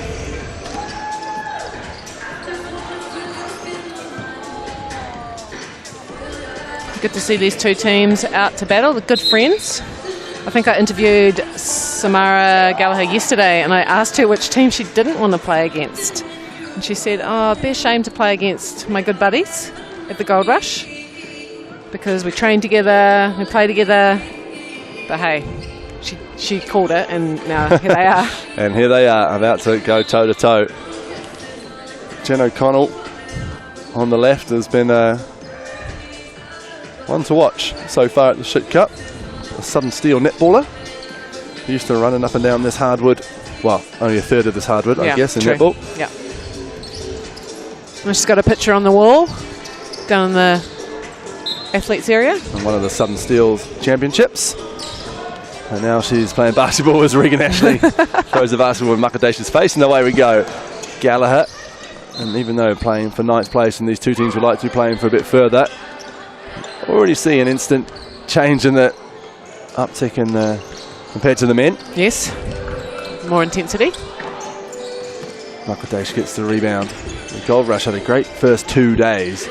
Set the stall out as one of the teams to beat as O'Neill gets it to go. Just couldn't get through that quarter-final stage. Those spectacular green shoes of Olivia O'Neill. Yeah, they are. They look kind of like the Grinch. They do. There's a shot clock violation on the Hoi Ho for the first subs as Gallagher takes the seat. Jen O'Connell into the game and Nicole Gleeson into the game. I don't know where we're at quite with the top scorers for the whole competition. Gleeson was sitting second, I think, to Maya Jones at the start of the day. Yeah, that sounds about right. And Maya Jones and the Sparks just finishing their tournament on the court before, finishing in 9th place. There's O'Connell. And you see that good battle between these two, because these are the two players who've probably thrown players to the ground the most. Maybe Shivi Parvas in there as well. Thrown, I would say played great defence and ended up on the ground, maybe? Oh, I didn't say illegally thrown to the ground, okay, but yeah. just checking. Makadesh has definitely put some players on the deck so far in this game. Here she is, ball in hand. And sets the screen for Gleeson. Gallagher not letting Nicole Gleeson get a shot off. What a pass from Gleeson over the top to Daesh. Who dove to the rim beautifully. Yeah, Gallagher, good pass in there. Nice mismatch down low. Gleeson with the foul, so Jen O'Connell will shoot one from the free throw line. Immediately says sorry. Oh, right on the head. Wrapped her on the head. From Gleeson. I mean, she was going for the ball.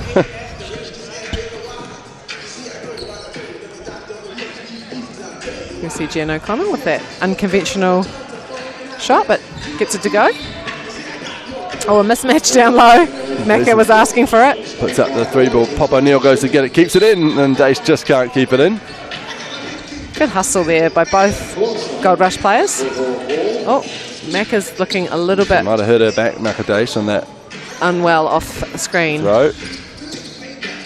Pop's just going to go check on her. Yeah, I think we go back issue here for Macca and Nicole Gleeson's going to have to come off the bench.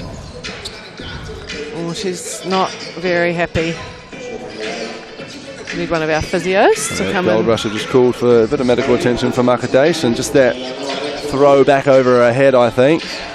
Not a normal gesture. Movement. Back underway as Gallagher takes some contact and gets it to drop. Samara Gallagher. Built for this game. Doesn't slow down for anyone as Pop O'Neill turns the corner, just loses the ball. And early going. Gold Rush just got the 1 point advantage, but still plenty of time to play. Might be a big loss for the Gold Rush if Makadesh can't get back on the court. Yeah, tough in your 9th or 10th game to lose a player. Even tougher to lose one on the first day. Absolutely, as two teams did. Hannah Beattie sends O'Connell to the ground, and O'Connell commits a foul in the process. Yeah, really impressed with Jen O'Connell's hustle and ability to, read the game. She is almost coming away with a steal. Read and make adjustments, I guess, because What it'll be the position first does time. she play in netball? Was she a I think defender? she's a defender, yeah. She's got those instincts, to, especially for those interceptions. Great size too. Mitchell driving and finishing. Pop will shoot that. And make it. Olivia O'Neill gives the Gold Rush a 1 point lead. Caitlin O'Connell down the lane, up with her left. Ties things up at 5 apiece. There goes Jen O'Connell again. Wide open, and only one result when Nicole Gleason's wide open, a bucket. O'Connell down the lane, up with the left. Nice finish from Jen O'Connell. I thought for a second she was going to take a long two, but no. Gleason again, that one off. Beattie with the rebound. Nice strength from Beattie. The defense from Tyler Mitchell. And Tyler Mitchell is a shooter, so they'll be trying to run her off the 2 point line. Foul called, and Beattie on her way to the bench almost with that foul. Look at this, just the foul and then keep moving. Oh, and Macca back in the game. Wants to finish it, does Makadesh. So O'Connell off her own foot. A little smile from Caitlin. 7-6. See if someone can get hot. Big flare screen set. I think that's going to be called on Gallagher. Sammy Gallagher, yep. Trying to get through that screen. And not a better screener, I think you could ask for than Dash. Yeah, absolutely, Makadesh. Good hands. Good hands. Caitlin O'Connell just takes it away from Olivia O'Neill. She'll shoot that. Tyler Mitchell certainly does, off to the left. Jen O'Connell charging after it and keeps it in expertly. Quick hands to Caitlin O'Connell, 3 in the key. Yes. That's such a tough rule for some of these players, especially the guards, to get used to. Certainly policed a lot more than in the 5-a-side game. Nicole thinks about it, hands it off to Pop. Mucker with the pass. Oh, Jen Connell, great hands. Again, and then Tyler Mitchell buys herself a bit of time. Daesh with the rebound. Is Makadesh taking a 2, do you think, this entire tournament? I would say no, unless shot clock, Yeah, that's the one I've seen from Jen O'Connell was on the shot clock. Daesh does enough to disrupt that shot by Mitchell. Gleason's taking some 2s, and that one's blocked by Sammy Gallagher. Great D by Sammy. See, Gold Rush possession, 7 seconds on the shot clock. Daesh with the steal down low. Going to work Makadesh, getting her on rebound, or she'll go again. Just can't get that to go. Great work from Tyler Mitchell defensively.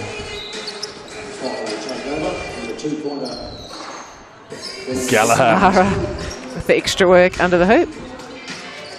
And there's Mitchell. And that, that went all the way in before coming out. O'Connell offensive rebound gets the foul, and she'll go back to the top because the foul's on the floor. Yes. So Hoy possession. I'll see it here.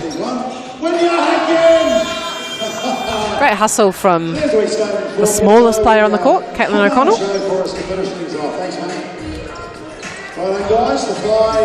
Screen there and a roll. Inside to O'Connell and the finish. Good hands. Jen O'Connell. Well, she's been doing some of her best work on the floor. Not cleared. Not cleared as a signal. By the Hoi Ho. And that's a turnover too. There's a turnover. Basket doesn't count. At the top. And Joel Cleason will get us back underway. And they'll switch straight onto that. Oh, Connell again going for that. Daesh. All the way, just one step too far for Maka Daesh. Oh, good hands. Good swiping hand to knock it out of bounds. Time for a sub. Get Sammy Gallagher back in the game. One game left to come on court 2 after this one, and it's a men's game. And a similar classification to this between Auckland Tuatara and the Nelson Giants as O'Neill gets a 2 to go.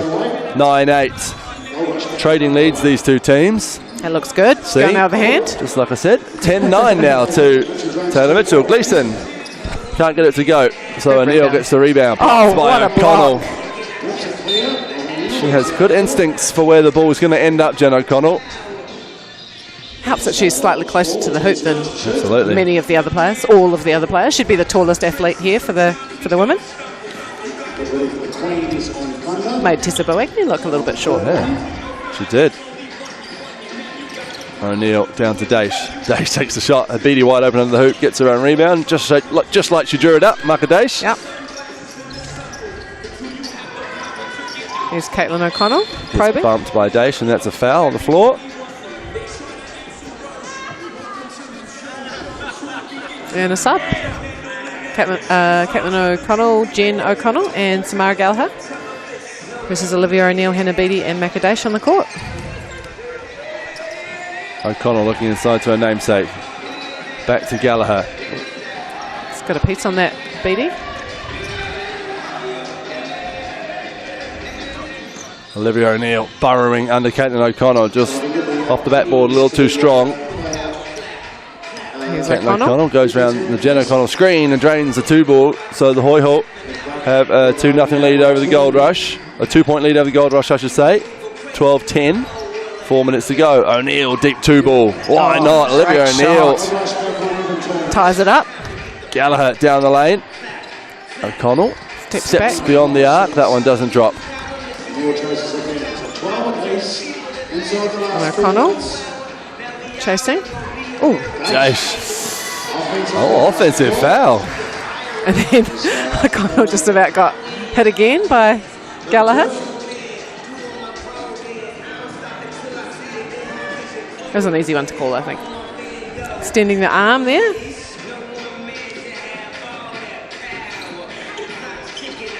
Mitchell looking. Getting a bit tied up with each other, Mitchell and Caitlin O'Connell. Oh, O'Connell, oh yeah, kickball. and someone did see it. Maka Daesh getting the big boot to it. The PGs, the colourful ones.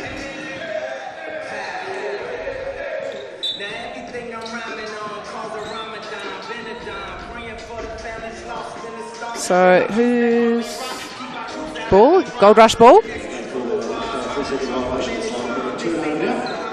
And referees are just going to have a chat about with the score bench as the clock is running as well. The clock is running, so it's going to have to get a bit more time put on it, I think.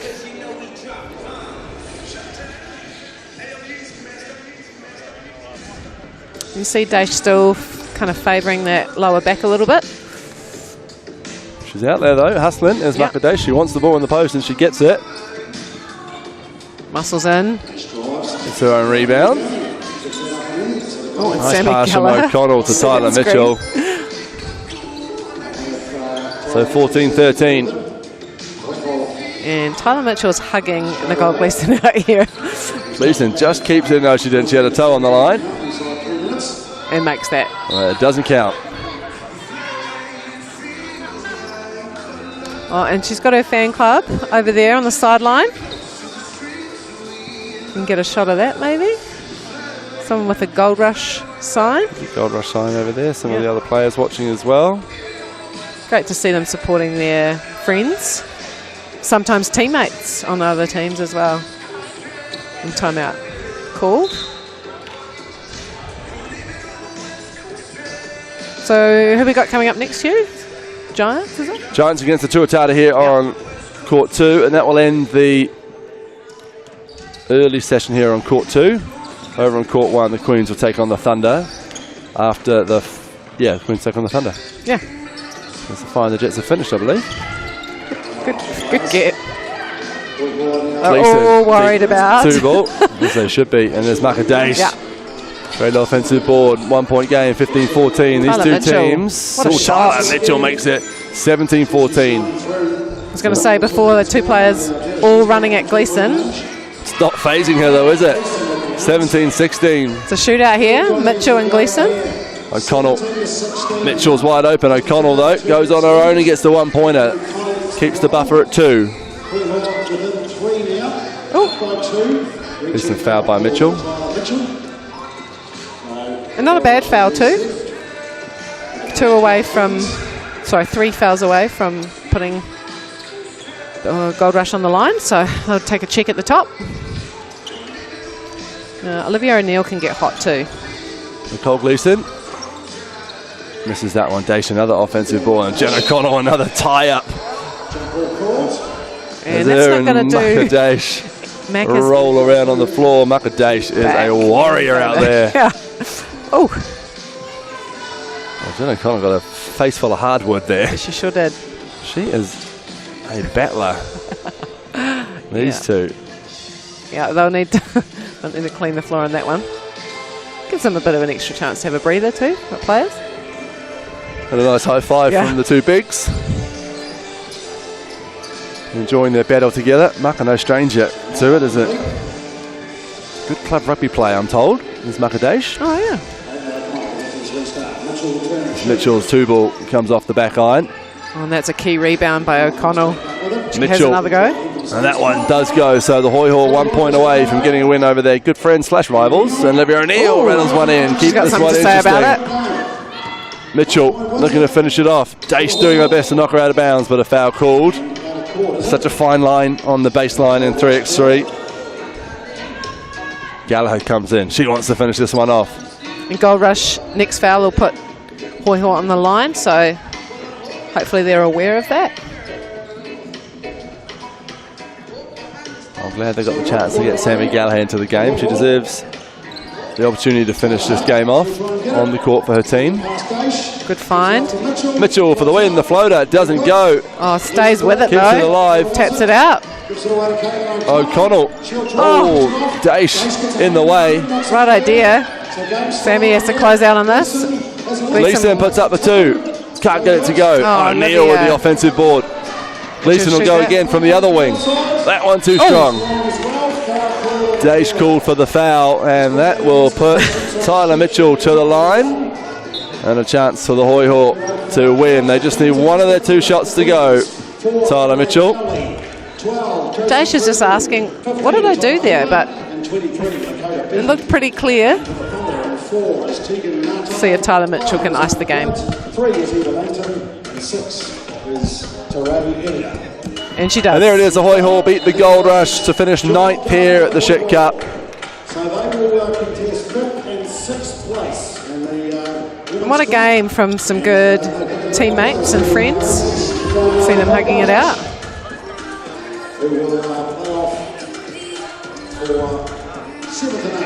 And we're going to hear from Sammy Gallagher making her way over to the interview station. 9th place for the Hoy Hall.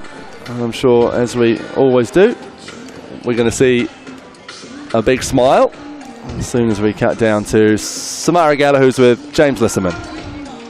I guess a friendly rivalry between Southern Hoy Hall and the Otago Gold Rush. How nice was it to get the win there in that game? It was always nice to get a win. It's been like an ongoing battle for the last couple of weeks. We've been doing a bit of scrimmaging down south against each other, so it's easy to go and thinking you know the scout, but in this kind of environment, everyone steps up, and Tyler and Caitlin were splashing through, so I think that's the difference this game around, yeah. And the big collision, almost the tackle between Jen O'Connell just behind you and then Macadace. Do you think if the same situation happened, would she do the same thing again, knowing that you're going to basically get tackled on the ground to try and and get possession there. One thing you got to know about Jen is she's hungry for the ball. She's a super duper competitor, and same with Macca. So with that rugby background and netball background, it's just no matter what, if there's a ball on the ground, they're going to get after it. So yeah. So you got one more game later on this afternoon, but how have you enjoyed the tournament, just the atmosphere overall with the 16 women's teams, 16 men's teams all in the same place pretty much the entire week? Man, it's been amazing, eh? It kind of takes you back to like school tournaments and stuff, where you kind of got this tournament structure. A couple of years on, the body's a little bit harder after 10 games, but it's a great environment, and the 3-on-3 game is so much fun. And Invercargill's put on like an amazing event down here. So yeah, no, looking forward to coming back again and doing it all again, hopefully not in 10 games. So, yeah. No, thank you. I know the North Harbour girls, they had the opposite side saying this is so cool to be in a tournament environment but with people older than us. So congratulations on the win today. Good luck for one more and enjoy the rest of the day. Thank you very much. Welcome back to Sammy Gallagher in the 3x3 game. Great to see her enjoying herself after her comeback to Tauihi this year and now playing 3x3. We'll take a quick break. When we get back, we're into some more classification. The final one of the early session here at the Schick 3x3 Cup. The Nelson Giants taking on the Auckland Tuatara. See you in a minute's time.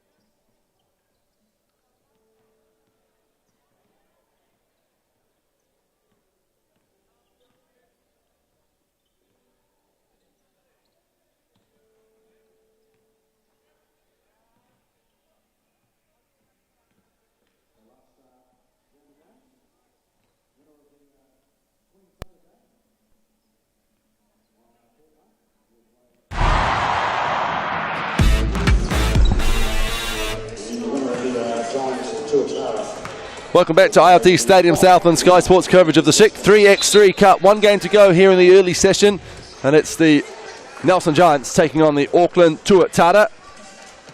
The winner of which will head to the 5th place game tomorrow.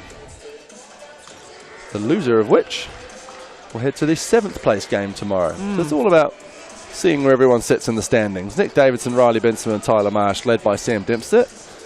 The Nelson Giants. Ruben Fitzgerald, Tom Beattie, Liam Judd, led by Chris McIntosh for the Auckland Tuatara. And here is Chris McIntosh getting us underway.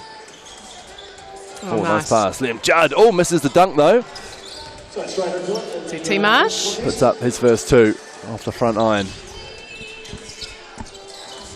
Chris McIntosh letting it fly. And draining his first one of this contest. Dempster elevates for a 2-ball high off the back iron.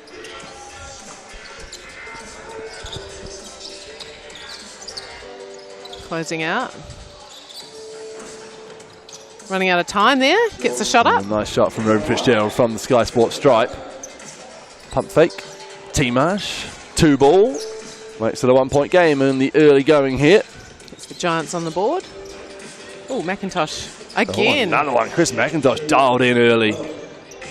Tyler Marsh also dialed in early. Yeah. The two sharpshooters for these two teams trading buckets from deep. Liam Judd.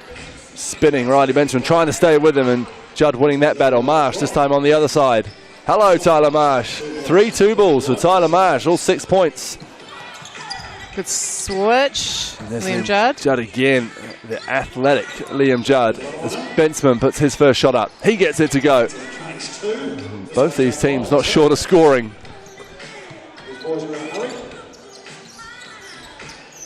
Here we go from Chris McIntosh. Yep, McIntosh in and out. Marsh gets the rebound. He's going to think about shooting this as Tyler Marsh. Step back, instead gives it to Bensman, who puts one up from right out in front, and down it goes. And Riley will be pleased to see those two shots, early shots, go down.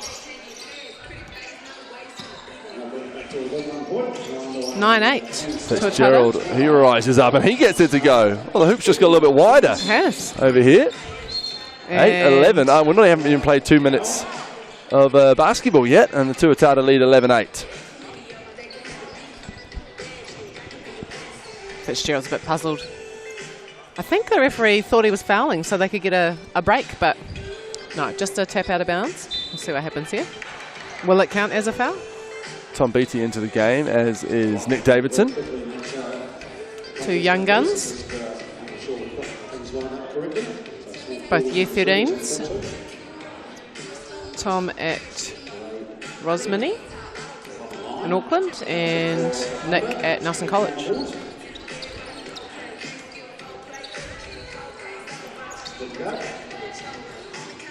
Tyler Marsh with the ball. And back underway, here's Tyler Marsh. Step back. 2 ball. Doesn't go, rebounded by Davidson. Back to Marsh. Same spot. Looks good, but same result this time. Short. He thought that was good, did Tyler. Fitzgerald puts the ball on the floor, looking for Judd. Davidson did well there. Judd gets Marsh to bite, and then drains the 2 ball. Tyler Marsh down the lane, looking to stop on a dime, turn around, jumper, rolls around and drops. Liam Judd off to the rack. He misses. 13-8 the score. The mulleted individuals. Have a giggle about that one, late call. I think they've just missed a last bucket, there we go. 11-9, I think that's been just a little score bench tomfoolery. And I think it's being sorted. 11-9 now the score. Jelly Harris is on it. It was saying 13-8, so the referee's just going to check this one out as Liam Judd gets a little bit cheeky with it. And there's moves on Liam Judd there on the free throw line.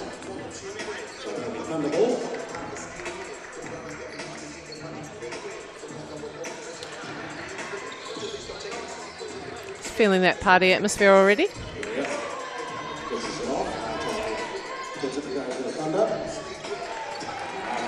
Just trying to work out the score. Sam Dempster seems to know it. He's always on top of that scoreboard. I've got to say, when I looked up and it said 13-8, I thought it was closer than that, and 10-9 seems about right. But I'll go through the log and work things out. See how many 2s each team's had and 1s.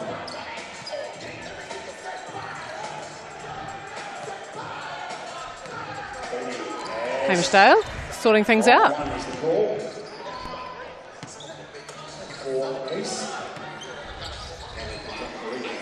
Oh well, good chance for the players to rest. The final game here on court 2 of the early session. Over on court 1, the Thunder from Taranaki and the Queens going to work. Justin Nelson and Casey Frank commentating that one, as you can see just on the left of your screen. A wild hair and beard of Casey Frank. He's stroking it actually as we speak. He sure is. There he is, just keeping it all in check. Yeah. See, on our court, still a bit of a discussion.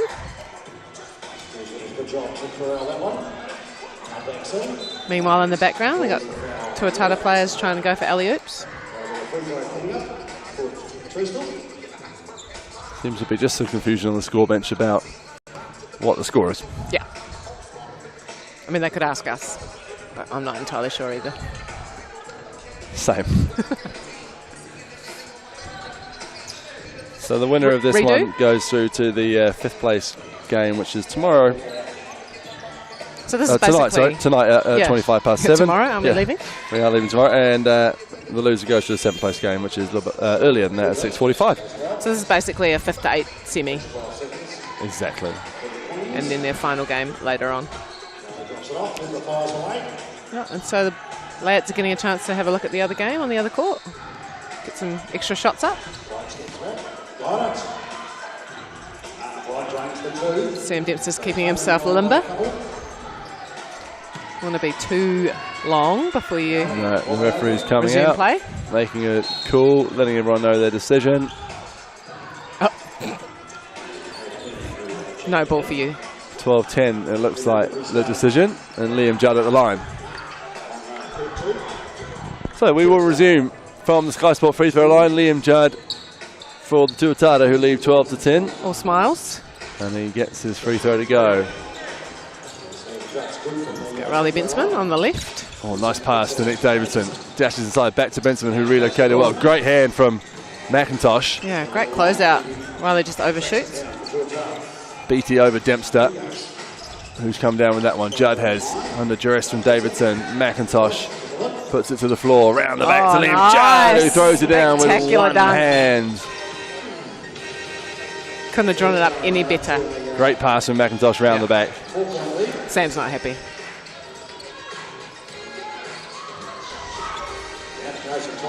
And he takes a seat next to Liam Judd. Davidson over to Marsh. Rises into a two-pointer, rattles it in. Tyler Marsh keeps it a two-point game, 14-12. Beautiful shot going off the hands of Tyler Marsh. Good rotation. Beatty, a good block from Tyler Marsh too. Yep.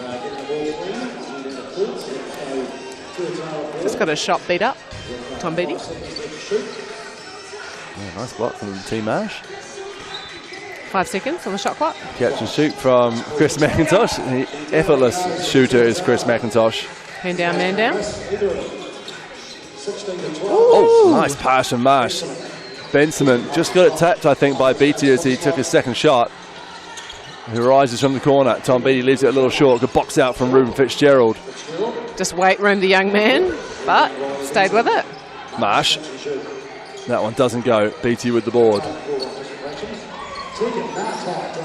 And that young man can shoot the 2 ball. Goes for the 1 on that occasion. This is it off the glass. Tyler Marsh. That one again. Tyler Marsh dialed in, but the Tuatara 3 points up. Can Beatty get them 2 points from victory? Not this time. Fitzgerald doing good work down low, using his strength. Again, he gets another offensive board. Is it going to be? Fitzgerald comes up with it and shoots the 2. Doesn't drop. Davidson goes and gets it. He'll hand it off to Marsh, who's feeling it. This time from the Schick logo. That one's short. Goes for the chase down. So all of a sudden, not that far away if this goes. Oh, Chris McIntosh. It's a shootout between Tyler Marsh and Chris McIntosh. Nick Davidson looking to join the party, in and out. One shot away, the Tuatara. And that break didn't do them any disservice. Foul called. One shot. BT will go to the line. Sammy D back in the game.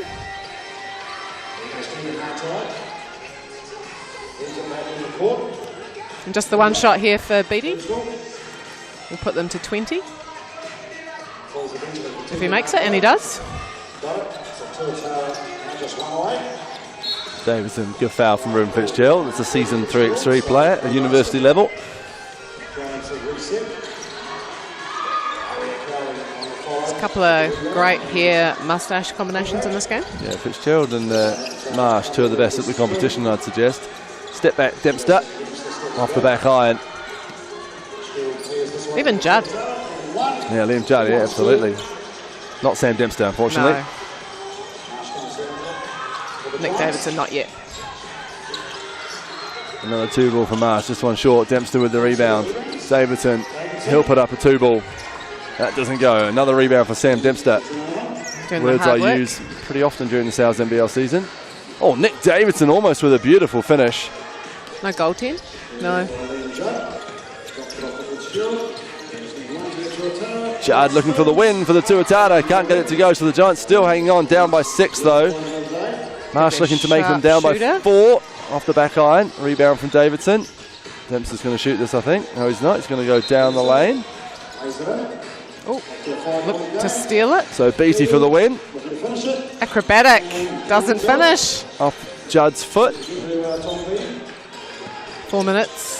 Plenty of time, but I think we're going to 21. Nice rebound from Dempster. Davidson, instead of shooting it, finds Sam Dempster all the time in the world for Sammy D. Just short though off the front rim. And they are denying Tyler Marsh. He cannot touch the ball. Out of bounds it goes, so Tom Beatty shrugs as he makes his 2 ball. Timeout called from the Auckland Tuatara. Chris McIntosh, the old head in the team, just saying, let's just thought this through, lads. All we need is 1 point here. Let's not rush it.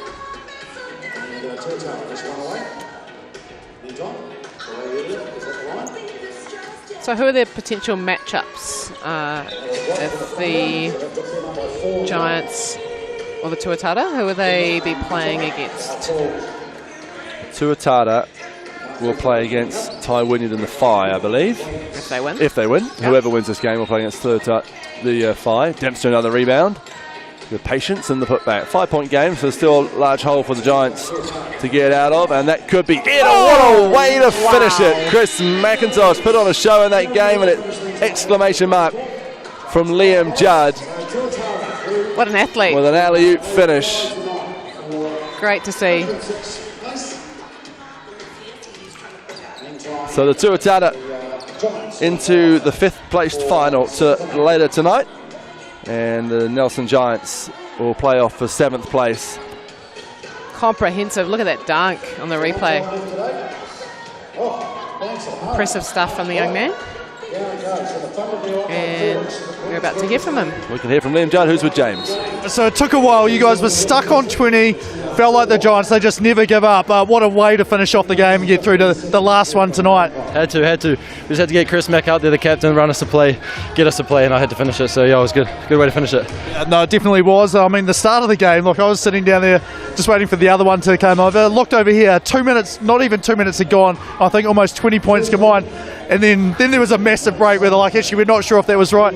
How did the start of the game go for both teams? I mean, we both started off hot. It's the end of the tournament. I mean, we got dead legs, all of us, but kept shooting. They started hot, we started hot, and yeah, then there was a little cold patch, but we got back to it. So 3.5, well, yeah, about 3.5 days are done. One little bit to go. How have you enjoyed the tournament atmosphere, just with some younger kids, not so much on the men's side, but older players as well, and just all from around the country? Bro, we're around New Zealand's best hoopers, bro. So I get to bump bodies with Ty Wynyard, fucking Dane, excuse my language. It's tough, bro. These guys play for a living. So I mean, to be in the atmosphere, to see everyone every day, it's cool, bro. It's super cool. Yeah, well, you got one more game, and fortunately or unfortunately, you do have Ty Wynyard as your next matchup. They won just before, so you've got another date with them in a couple of hours' time. So rest up, enjoy the little bit of a break, and we'll see you this afternoon. Thanks, Liam, and thanks, James, and thanks to you all for joining us on this early session. One session to go of the Schick 3x3 Cup. And we have got some placings to decide and some winners and some champions to crown later this afternoon and this evening. From 5 o'clock on Sky Sport, we'll have all 4 semi-finals. We'll lock in 3rd, 4th, 5th, 6th and 7th place in both competitions. And then we'll have 2 grand finals coming your way. We'll see you at 5 o'clock on Sky Sport 2.